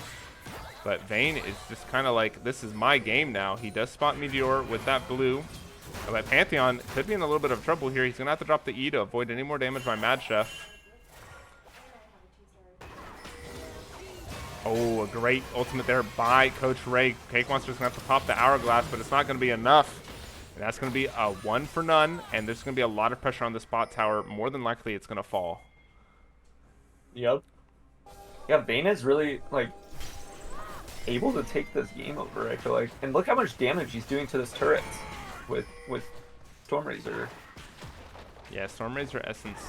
Lots of empowered auto attack damage there, and that's solo tier 2 gold going over to the Vayne. Vayne is a whopping 2k ahead right now. Yeah. And she can also, like if she Q autos, look at that damage. It's insane. Did you see that damage? Yeah. She did like 1,000 damage with that one auto. Yeah, she is disgusting right now. But now Sad Dragon Man's going to get the flank onto her. Now she falls finally, but to the Pantheon. He has not really scaled well this game. But Gotcha's going to stun Just Relish, but Just Relish could be caught out here. He's going to get knocked up and pulled, just buying his team time to get on top of Gotcha. Coach Ray is here. I don't think Gotcha is going to survive. Pantheon field comes down, but Gotcha is too low to save, and now Pantheon could be in trouble. The Darius is fast, or not the Darius, the Garen is fast, and the Garen does damage. Tygoon going to snipe that kill, but that was all Just Relish there. Yeah. This game looks pretty over, to be honest. Yeah, we are at 8k gold lead, 19 minutes in. Yeah, This is what I was talking about. The normal BTL. Yep. And I think that FFC, this kind of makes sense because BBC has not been doing a good job of covering lanes. They like to snowball and they just like deathball everywhere around the map. But this game, I think FFZ's just been able to execute on playing the side lanes and really just exploiting BBC's biggest weakness is not being able to play side lanes. Yeah, 100%. Especially this game. I mean, some great mechanics there by the Vayne. It's honestly what brought them back in my opinion. Because if it wasn't for this Vayne side laning and these Vayne's outplays, like, this game would be so much harder. Yeah. And I think this Vayne build is really smart because she is shredding these towers, and that has helped them like get some of these early towers. Like she got the mid tower, Ziggs was able to get the bot tower, and that pulled a lot of pressure so that Garen could get the top tower. So it was just very cleanly executed game from the side of FFZ, slowly whittling down the base and getting a gold advantage through towers. Yeah, Baron's going to be started up here. Cake Monster is looking for a potential engage, but he gets pulled into the pit and exploded before he can even do anything. That is going to be the jungler for BBC down, and the Baron going over to FFZ.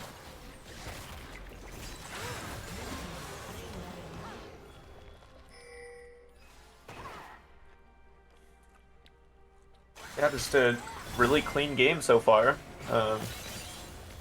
FFZ would have to make a huge mistake for something to go wrong. They're just gonna like slowly whittle down the space. They have great objective takers in Ziggs and Bane, so they're just gonna get these 3 inhibs, and then if they get these 3 inhibs, there's not really anything BBC can do at that point. They don't have good wave clear. Yeah.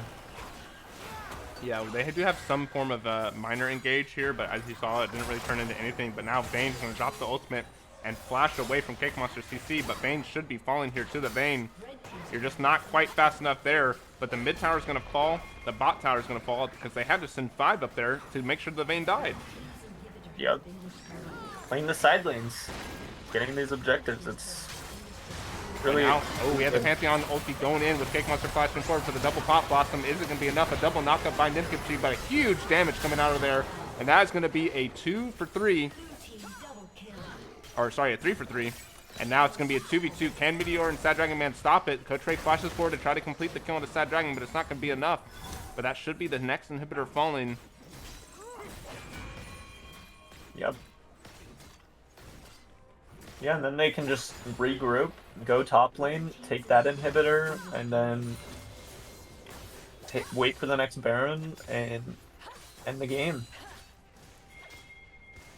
Very, very clean play from FFZ. Yeah, they lost the team fight and they lost 2 members, but they got what they came for. 100%. And I mean, those inhibitors mean so much because the lack of wave clear by BBC. Yep. Like, your best wave clear is probably Nico, but the problem is Nico has to be there for the fights, or you just lose. That's pretty rough.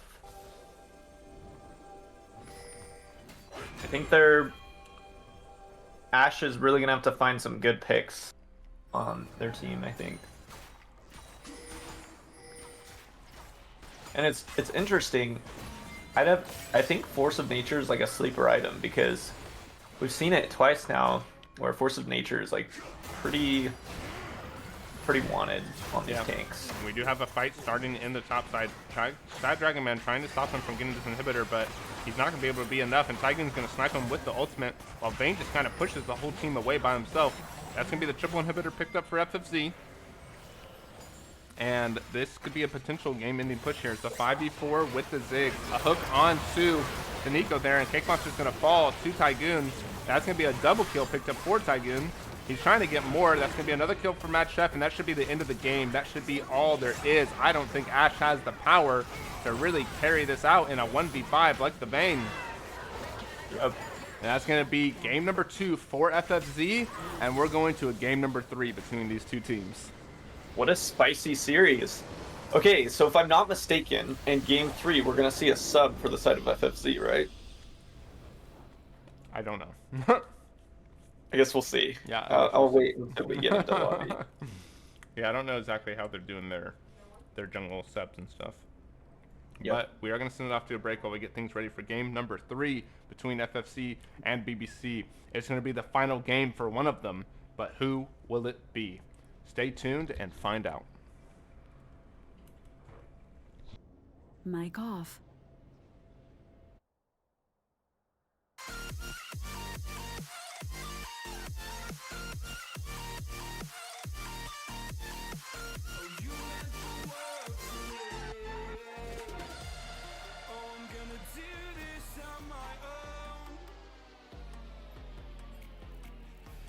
No point in blaming you, you did not know. Oh. I thought you were the one for me. That's why I give you everything. Held you close by the stormy seas. Oh, you meant the world to me.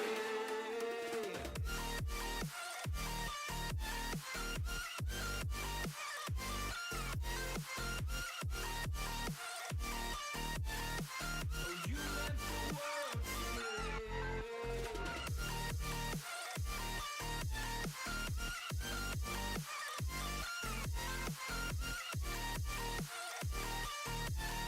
Oh, you meant the world to me.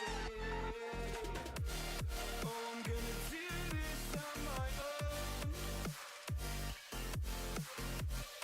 No point in blaming you, you did not know. Oh,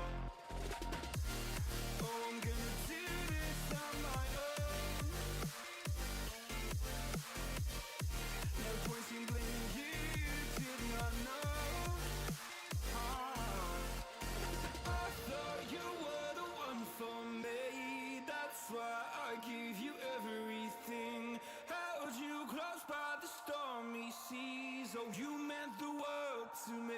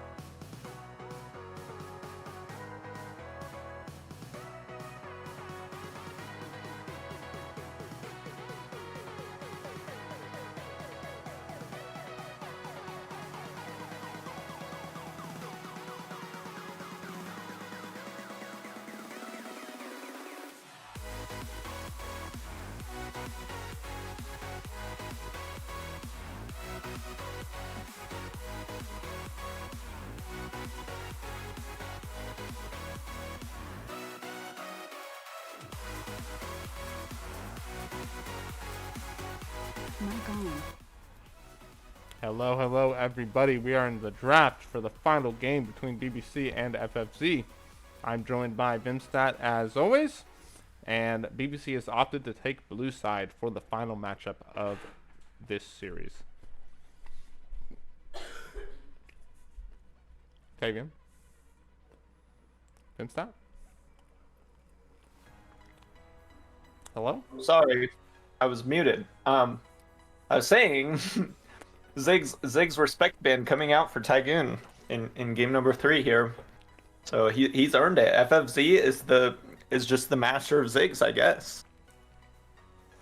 Yeah. Yeah. I don't know about that one. I think it's more of Now it's just a safety ban. yeah. Hallelujah for the Ziggs ban. Now we can see an actual AD carry, right? Right, guys? Yep. They might bypass the Jarvan ban and first pick it. That's what I would do. I'm just kidding. I wouldn't do that because I don't like playing Jarvan. Sorry, what'd you say? I got distracted by pizza talk. I think they're gonna bypass the Jarvan ban and just first pick it since they're blue side. Because historically they were banning Caitlyn, Ezreal, and Jarvan. I think they're gonna. Oh, Psych! never They're banning mind. the Blitzcrank. Okay. So Caitlyn is up, which I think is Tycoon's best ADC. 100%. Unless BBC opts to take it away. Yeah, but then he could just play Ashe. I think Ashe is an amazing pickup for FFZ. Ooh. Yeah, Ashe is also another champion Tycoon's played a fair amount of, so It's not like it's uncomfortable for them either. Yep. And it allows him to play more of like not so much stress on his shoulders. But the Jarvan will get picked up here by BBC, as you said. Jarvan's just so OP. Unfair champion. And there's the Caitlyn. Now, what do they pair with it? Maybe like a Lux or then something spicy. I think just Relish is known for playing tanks, so it's gonna be very interesting to see what they decide to do. I would like to see Morgana, but Yep. I don't know if just Relish plays that.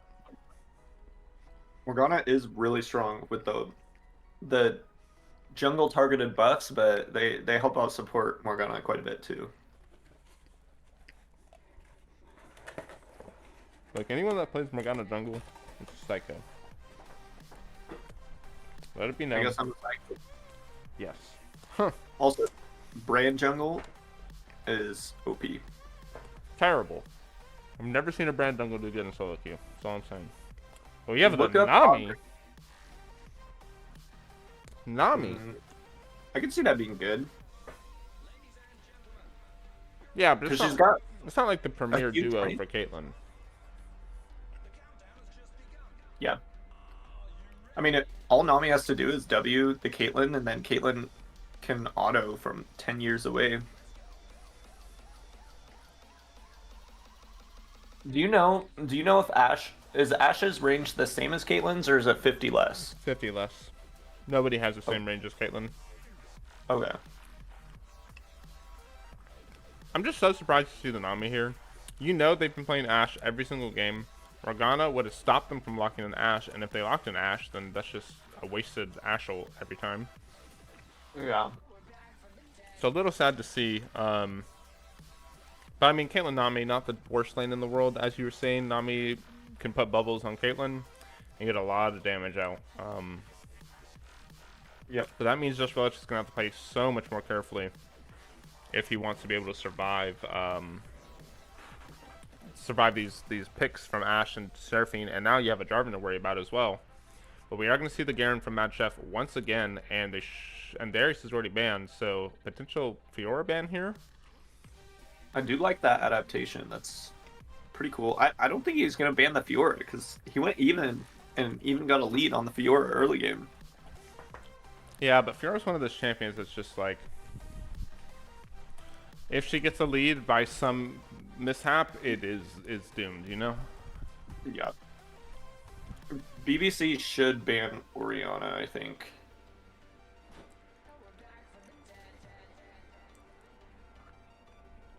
Sorry, can you handle the draft real quick? I gotta do something. Sure can. And it is an Orianna ban Mic off. for BBC. I think that's a really good ban for them. Shen coming through for FFZ. I wonder, is that just a jungle Shen? That would be interesting to see. Lilia. I think Lilia's a lot better.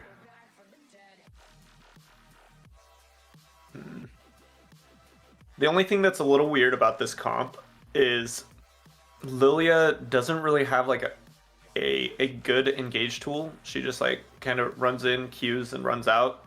That's her playstyle. So FFZ is really lacking that engage. I'd hope to see an engaged mid laner from the side of FFZ to bring this comp together. Well, maybe not, because Vigar is very anti-engage.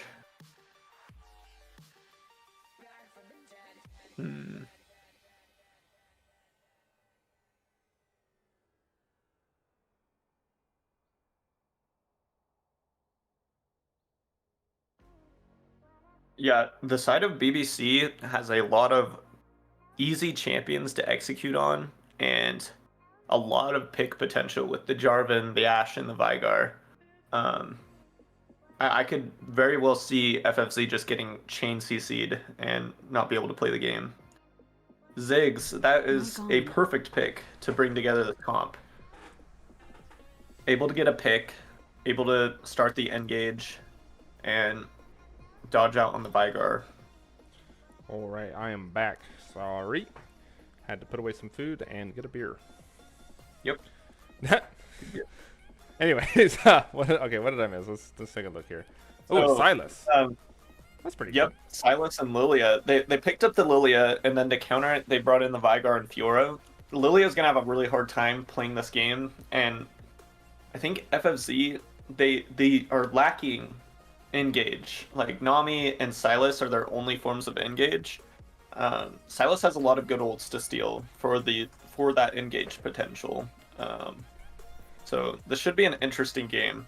I think as long as FFZ just plays the side lanes like they did last game, I expect BBC to just deathball again, and that's really good for the side of FFZ because Vigar's getting less stacks, less experience for the Fiora, and overall I think it's just really good for FFZ if they play side lanes. And I know you were talking a lot about like BBC having a counter engaged comp with the Seraphine, Ashe, and Vigar, but Silas has some pretty nasty ults to take this game. Ashe ulti would be huge, Seraphine ulti also huge, and even Vigar ultimate. Like all those ultimates are very key at Silas just starting the fights or popping someone immediately, and if he can pop the Vigar with one of those or get him CC chained with one of them before he can drop the cage, Lilia's gonna be able to get in there and just wreak havoc. Yep. Yeah, this is going to be a very interesting game. Lilia's going to have a hard time playing this game just because Jarvan hard counters her, and so does Vigar. Her only way to like disengage if she gets caged is to flash. So Lilia's going to be very susceptible to dying in these team fights if she doesn't have flash. But the rest of the team comp is going to be really good at just running over BBC's comp. Yeah, I definitely favor. I still favor BBC's comp here. However, because I feel like their comp a lot more easy to play the way they want. They know that FFC has to go in on them to win any fight, realistically speaking, because the only poke damage really coming out of FFC is the Caitlyn, whereas BBC has the Seraphine, the Ashe, and the Vigar, and it can make things really difficult. But if Silas can play to the top of their ability, and based off that Vayne game last game, he is very capable of doing it, then things can get very dangerous for the heavy, like BBC is very squishy. Like the only tank is Jarvan, realistically speaking. Yep.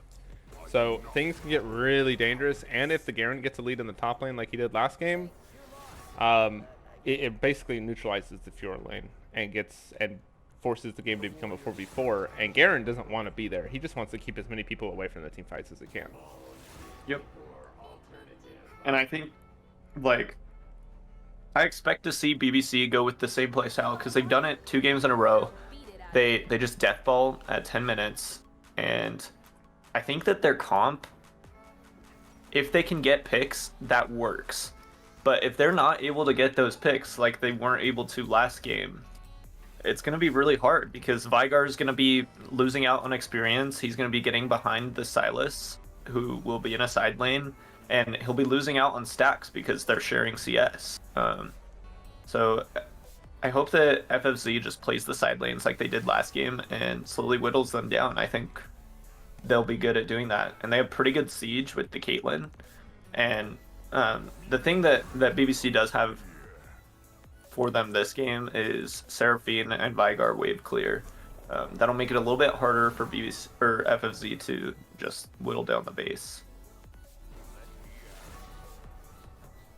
So I favor FFC's draft, putting names on. If we take names off, I think I favor BBC's draft as well. Yeah, I definitely, it's going to be tough for FFC this game. They do have a lot of potential, though. I mean, Tygoon is on his comfort champion. Putting names back on the players, of course. Tygoon's on his comfort champion. That mid laner last game on Vayne did absolute work, so let's see if they can do it again with a champion like Silas. And Lilia is pretty reliable at overall. Like, she can get some decent poke downs. Her sleep's very crucial for a lot of team fights. Yep. And we've already seen the Garen Fiora matchup. It fell in favor of Mad Chef, so is Mad Chef going to be able to repeat his success once again?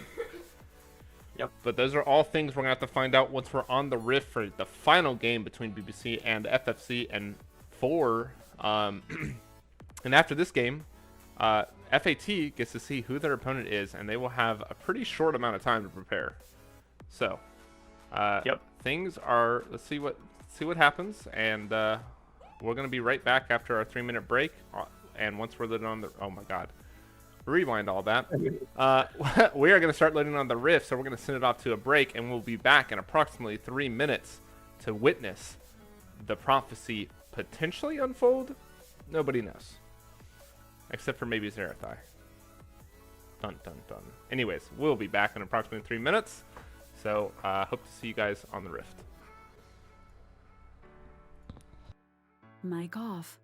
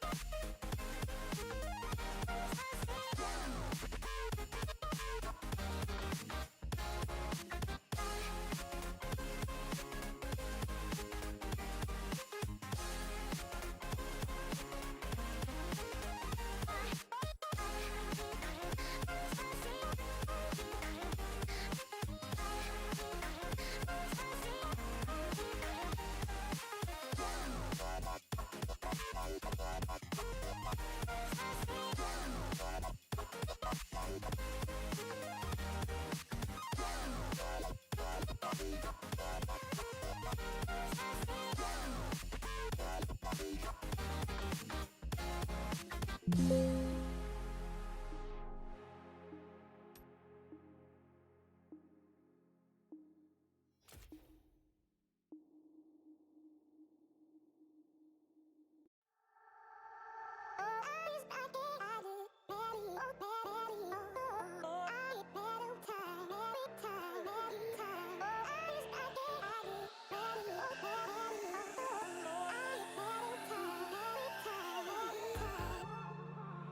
wonder what went wrong today, eh? Why do I feel like I linger? Linger between the words to say, eh? To say the words to remember. Now we're here to take control over your body and over your soul. We're gonna take back everything and lose it all. Lose it all. Lose it all. Feel it in your arms. Feel it in your legs. Feel it on your fingertips and feel it in your head. Just let your body go. Just let your body go. Just let your body go and move to the rhythm.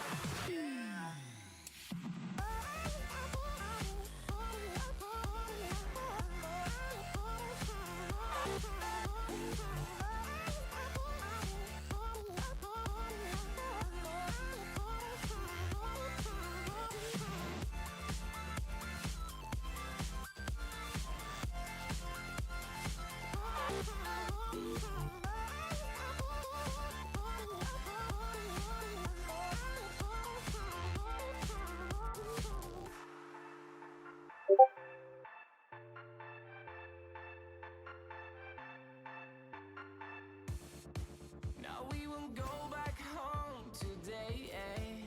Until the very last hour. We still got few more days to slay, eh? It's gonna get so much louder. Now we're here to take control over your body and over your soul. We're gonna take back everything and lose it all. Lose it all. Lose it all. Feel it in your arms. Feel it in your legs. Feel it on your fingertips and feel it in your head. Just let your body go. Just let your body go. Just let your body go and move to the rhythm.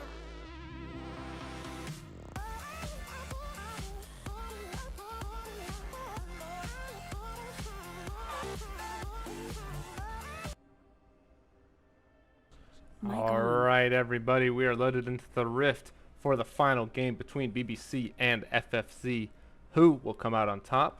Who will see FAT at 9 p.m. EST? Only this game will let us know.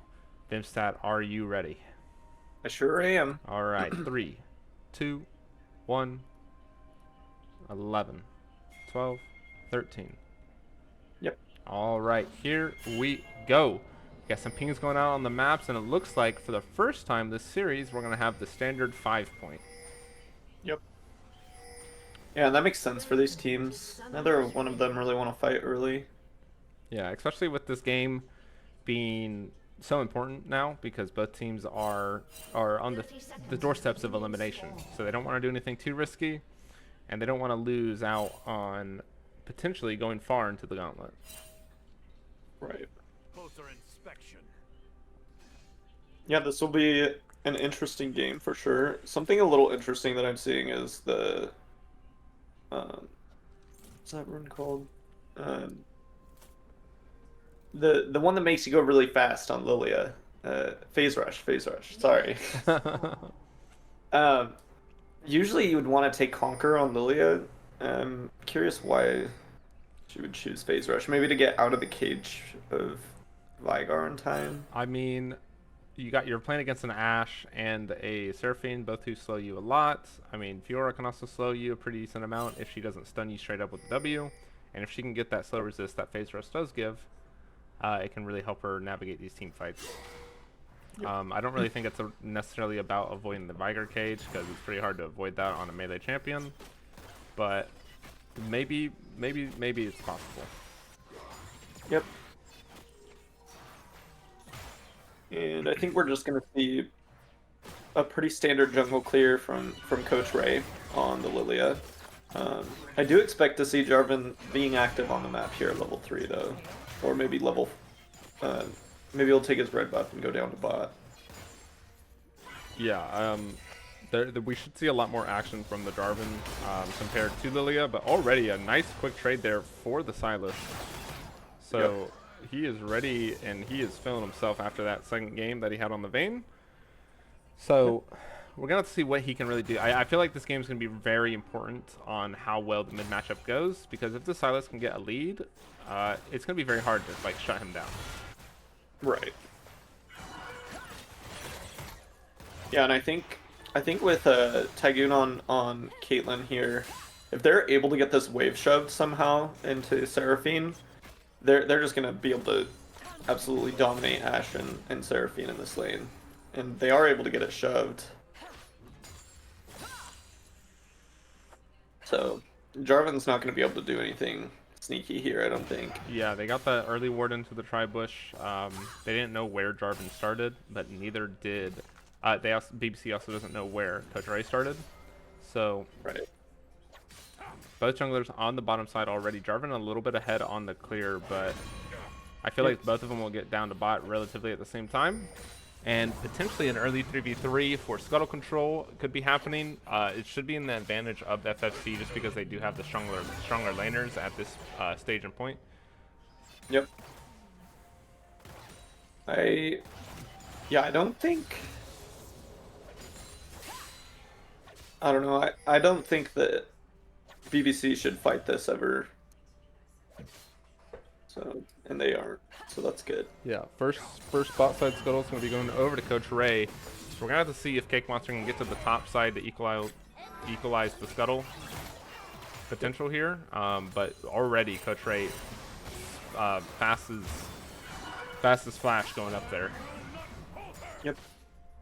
And crucially, Sylas is like playing this early game really well, not really losing anything, not getting bullied for the melee into range matchup.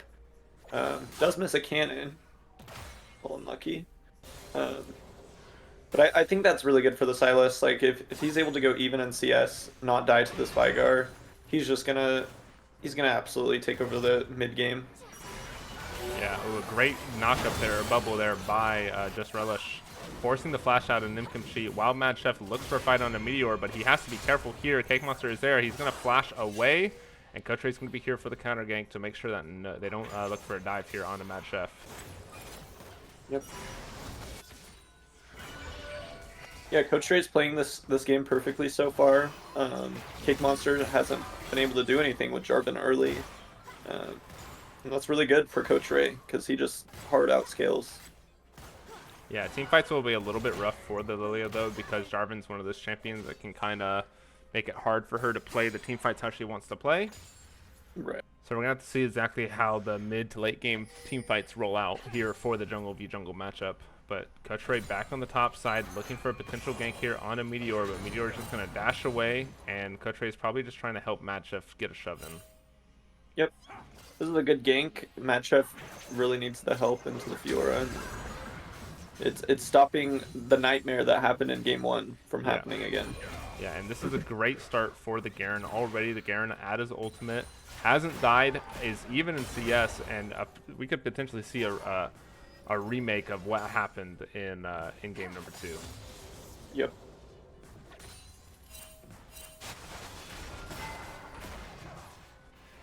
Yeah, and Sylas has a CS lead. He has an advantage in this mid lane, and Vigar's going to miss a couple minions for this back timing. He does have TP though, so only missing one. Yeah. But that's really good for the Sylas. He's level 6. He's up 8 CS, and I think he's going to take over this mid game now. Yeah, especially once he does already have access to the ultimates, so. Yep. He has a lot of potential areas to go down to. I want to see him focus a lot onto the bot side because those ultimates are the best for him to take. Yep. But now we have Jarvan potentially looking on a Tycoon and Just Relish, but Lilia is here, and Lilia has started the dragon. Well, Silas is going to pick up the Viger ulti, and he's going to dodge the cage. So that Sad Dragon Man might be in a little bit of trouble. If Silas can get another E onto Sad Dragon Man, I think he just dies. Yep. Yeah, and Jarvan, like, it's really sad, but he just has to watch this dragon die in front of him. Not much he Here can it do. goes. Oh, a great flash to dodge it, but he's going to take the Q damage, and that's going to be first blood for the Silas. Silas is going to flash, make sure he doesn't get stuck under the tower by Cake Monster. And that is some great mechanics there coming out of the mid lane of FFZ. Yep. Yeah, and that's huge. That snowball Silas, it's going to make it so he can clear these waves really fast once he gets the Everfrost. And he's going to take over this mid game. Yeah, now we have Just Relish and Coach Ray helping him shove in this tower because they know that Vigar doesn't have the TP, which should give Silas a decent back if he so opts to do it. But he's going to get knocked up under the tower, but dodges the cage. And that's just going to be him walking away. Yep. Yeah, and once Silas gets this reset, I'd like to see him play with his jungler. Oh, he's not going to take a reset. Interesting. He has to be careful here. Sad Dragon Man has his own ultimate this time, and Silas cannot steal that for quite some time.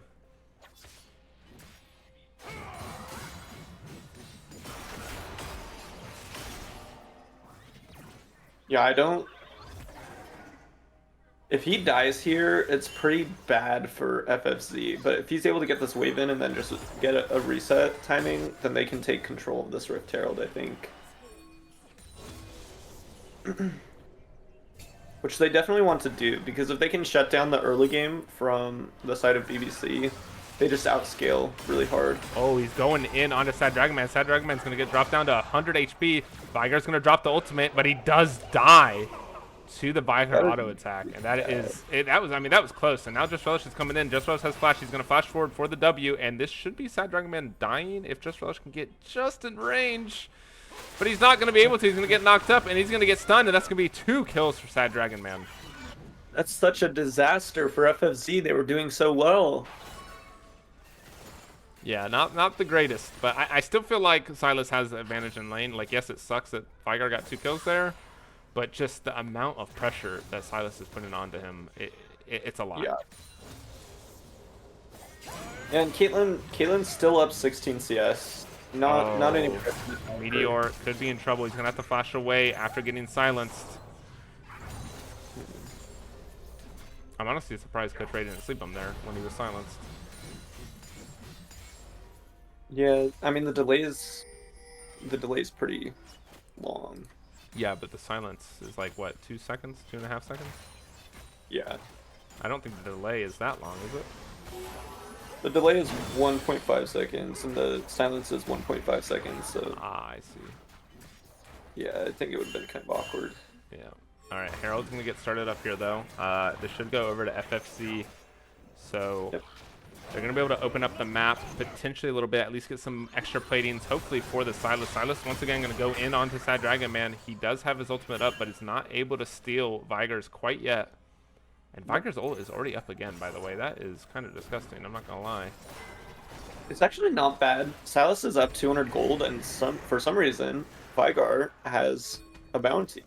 So Oh, he got 2 kills. Right.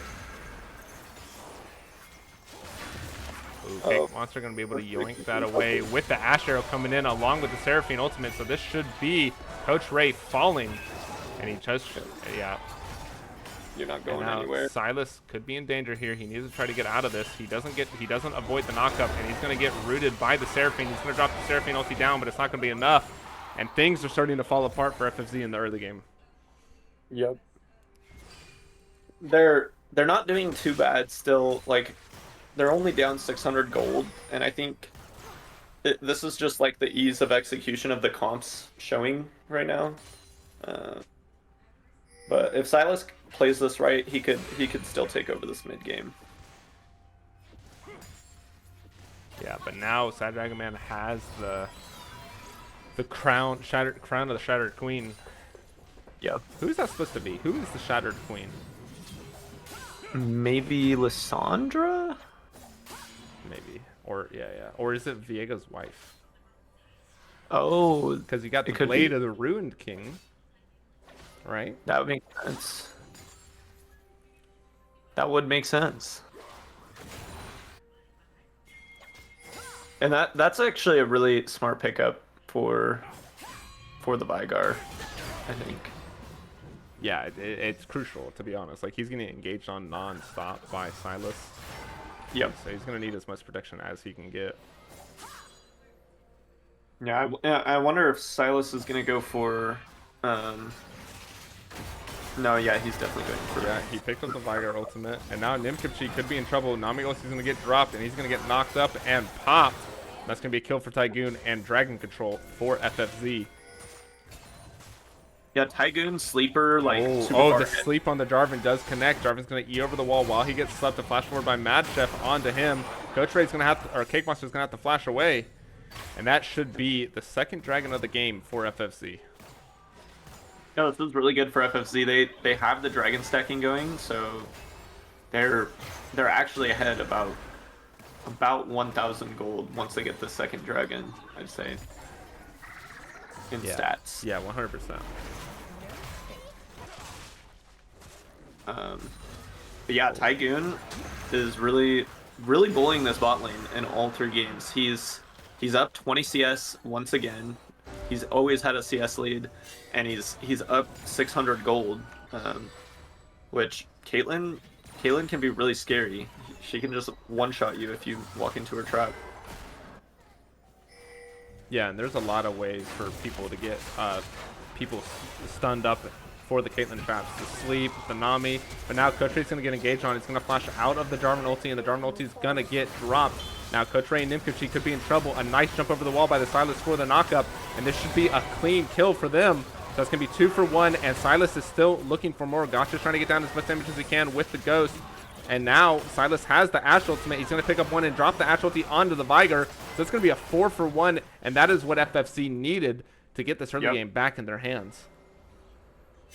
Yeah, that was just really clean play. Like, in theory, FFC should not be winning that because they don't have the item advantage right now, but they just played it really well. Yeah, they have the ultimate advantage, though, because Silas has them all. True. What if Silas could steal his own teammates' ultimates? Imagine. Okay, Silas is doing the thing again. But, like, you need to back. You need to spend your gold. He's doing what Cake Monster did on Nico and just not backing. Yep. There we go. He's backing. Let's go. So we should see the Everfrost. Yeah, there's the Everfrost. I just realized Vigar took Predator, but has not used it in a roam yet. I think he just picked up his boots because he didn't. He started with Thorn's Ring. Yeah. And he So didn't need Predator- to use it that last fight because the last fight was already there. Yeah. Predator's kind of going to waste here, I feel like. Fortunately.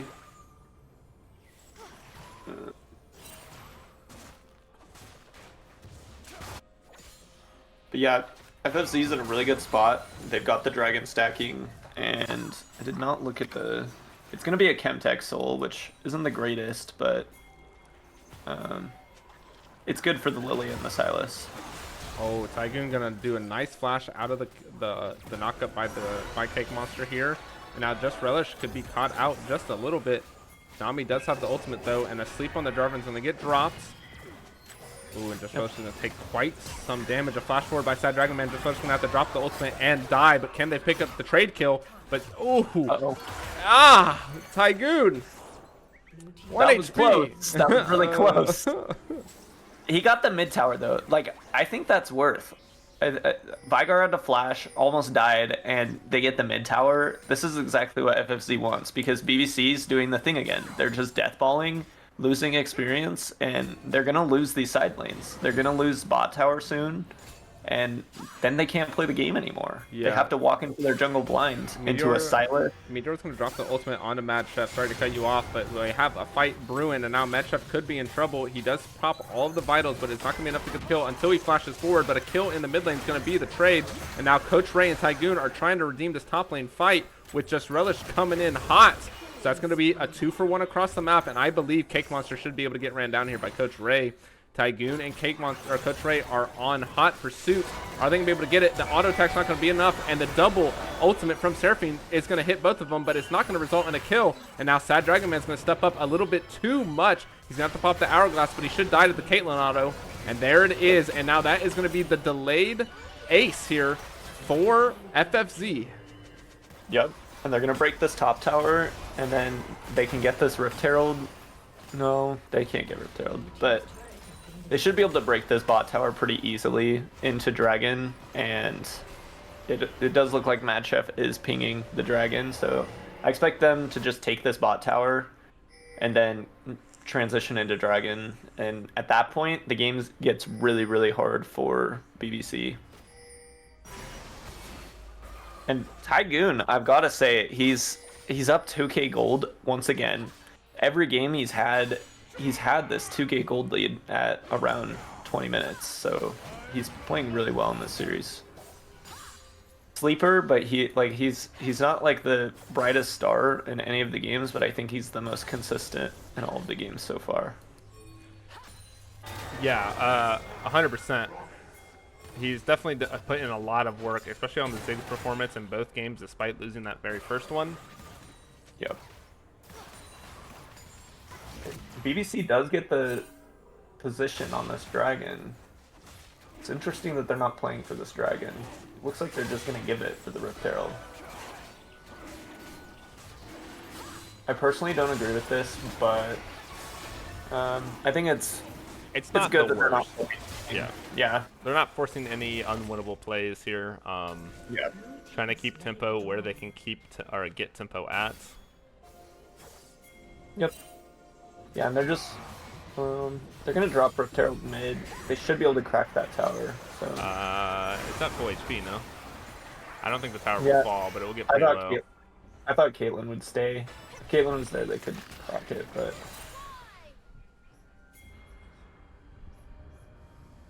Yeah, they're just look at BBC. They're just getting drug around the map. They're like deathballing, losing so much experience, and just like getting dragged around the map. FFZ is playing this game. Really Vigar's going to get slept here, and now this could be a little bit dangerous here. The Vigar should fall to the Caitlyn ultimate while Cake Monster tries to get the trade, and he does with the tower shot coming in clutch to pick up the kill on Just Relish. But a mid for support, not the greatest trade. I will say that. Yeah. No.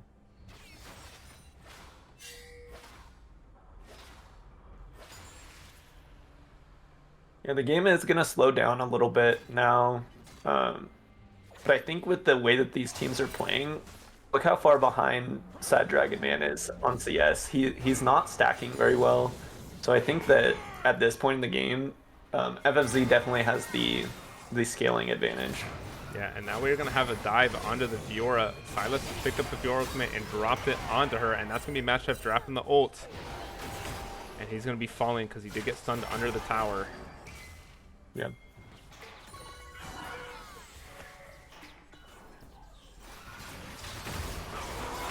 Ooh, disgusting. The damage was from really well Silas is insane. I don't know if he needed a flash there, but I guess better be No. safe than sorry.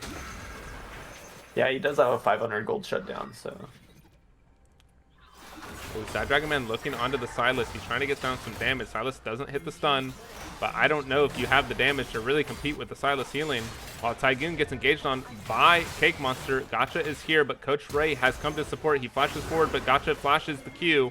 That's going to be the Caitlyn ult dropped, and that is going to be a double Q, but it's not going to be enough to complete the kill. Yep. Yeah, Lilia didn't have ult yet, or that could have been disastrous. Yeah, that could have been easily an inhibitor broken open. Yep. We have another Kimtech soul, by the way.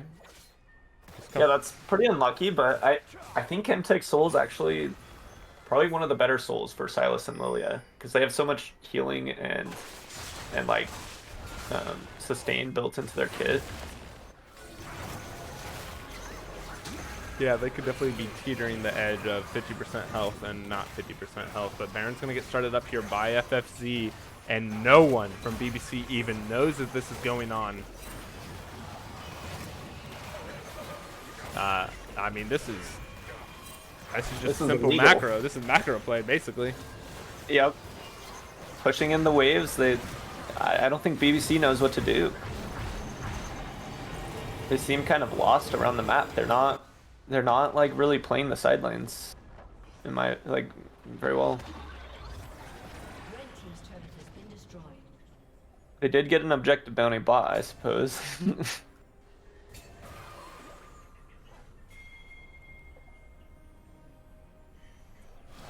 All right, let's see. Dragon's up in a minute. FFZ up 5K. It's just gonna be so hard for them to really contest these objectives. I feel like the map pressure that FFZ is putting down is so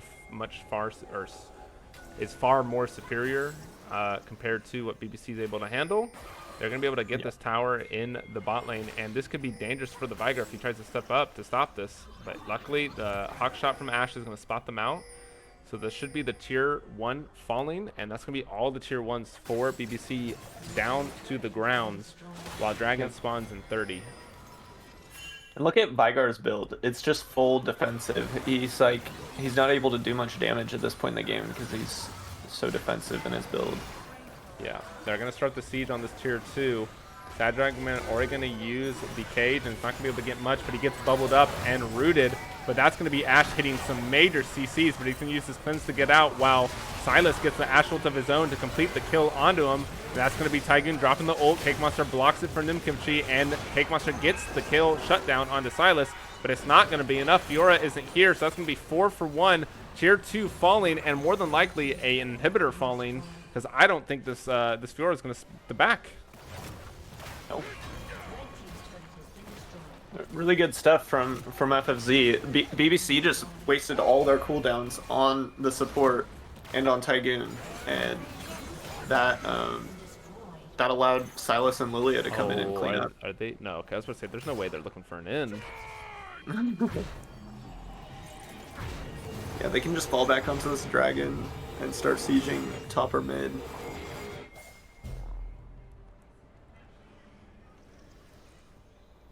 How much longer?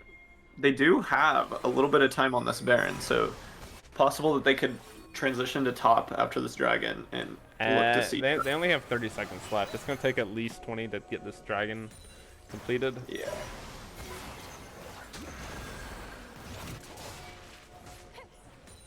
I don't know. At this point in the game, I think I would actually just bypass the dragon and look to siege tier 2 top, because Dragon Soul's not really ever a win condition in this game. It should be over before. Yeah. Well, the problem is where the mid lane wave is right now. It would take 30 seconds for that wave to get to the top tower anyways. So if your plan is to use Baron, they don't have enough time with the Baron. But they should be able to siege even without Baron. But they're going to start the fight here. Cake Monster's going to get a nice Cataclysm onto 3 with the Ashe ulti coming out onto Just Relish. But it's going to be a trade jungle for support while Silas wreaks havoc in the back lane. Now Tygoon is left alone with the Fiora, but Fiora's going to flash the wall and get away. But Sad Dragon Man's going to fall. And this should honestly potentially be a game-ending push here. The Tygoon's full HP, Mad Chef's full HP, Silas is full HP. The only one backing is Lilia, but it looks like they're putting pings on the mid tower to crack open another inhibitor. Yep. And it looks like Lilia's gonna head to this top lane and start getting that pushed in. Yeah, they should just get this inhibitor back, reset, go top, get your money paid for, and in your items. Yep. And Silas is pretty close. He does have the Rabadons on base, so I think at that point it's gonna be Silas is just gonna one-shot anybody he goes on. He's got 10 Dark Seal stacks and a Rabadons.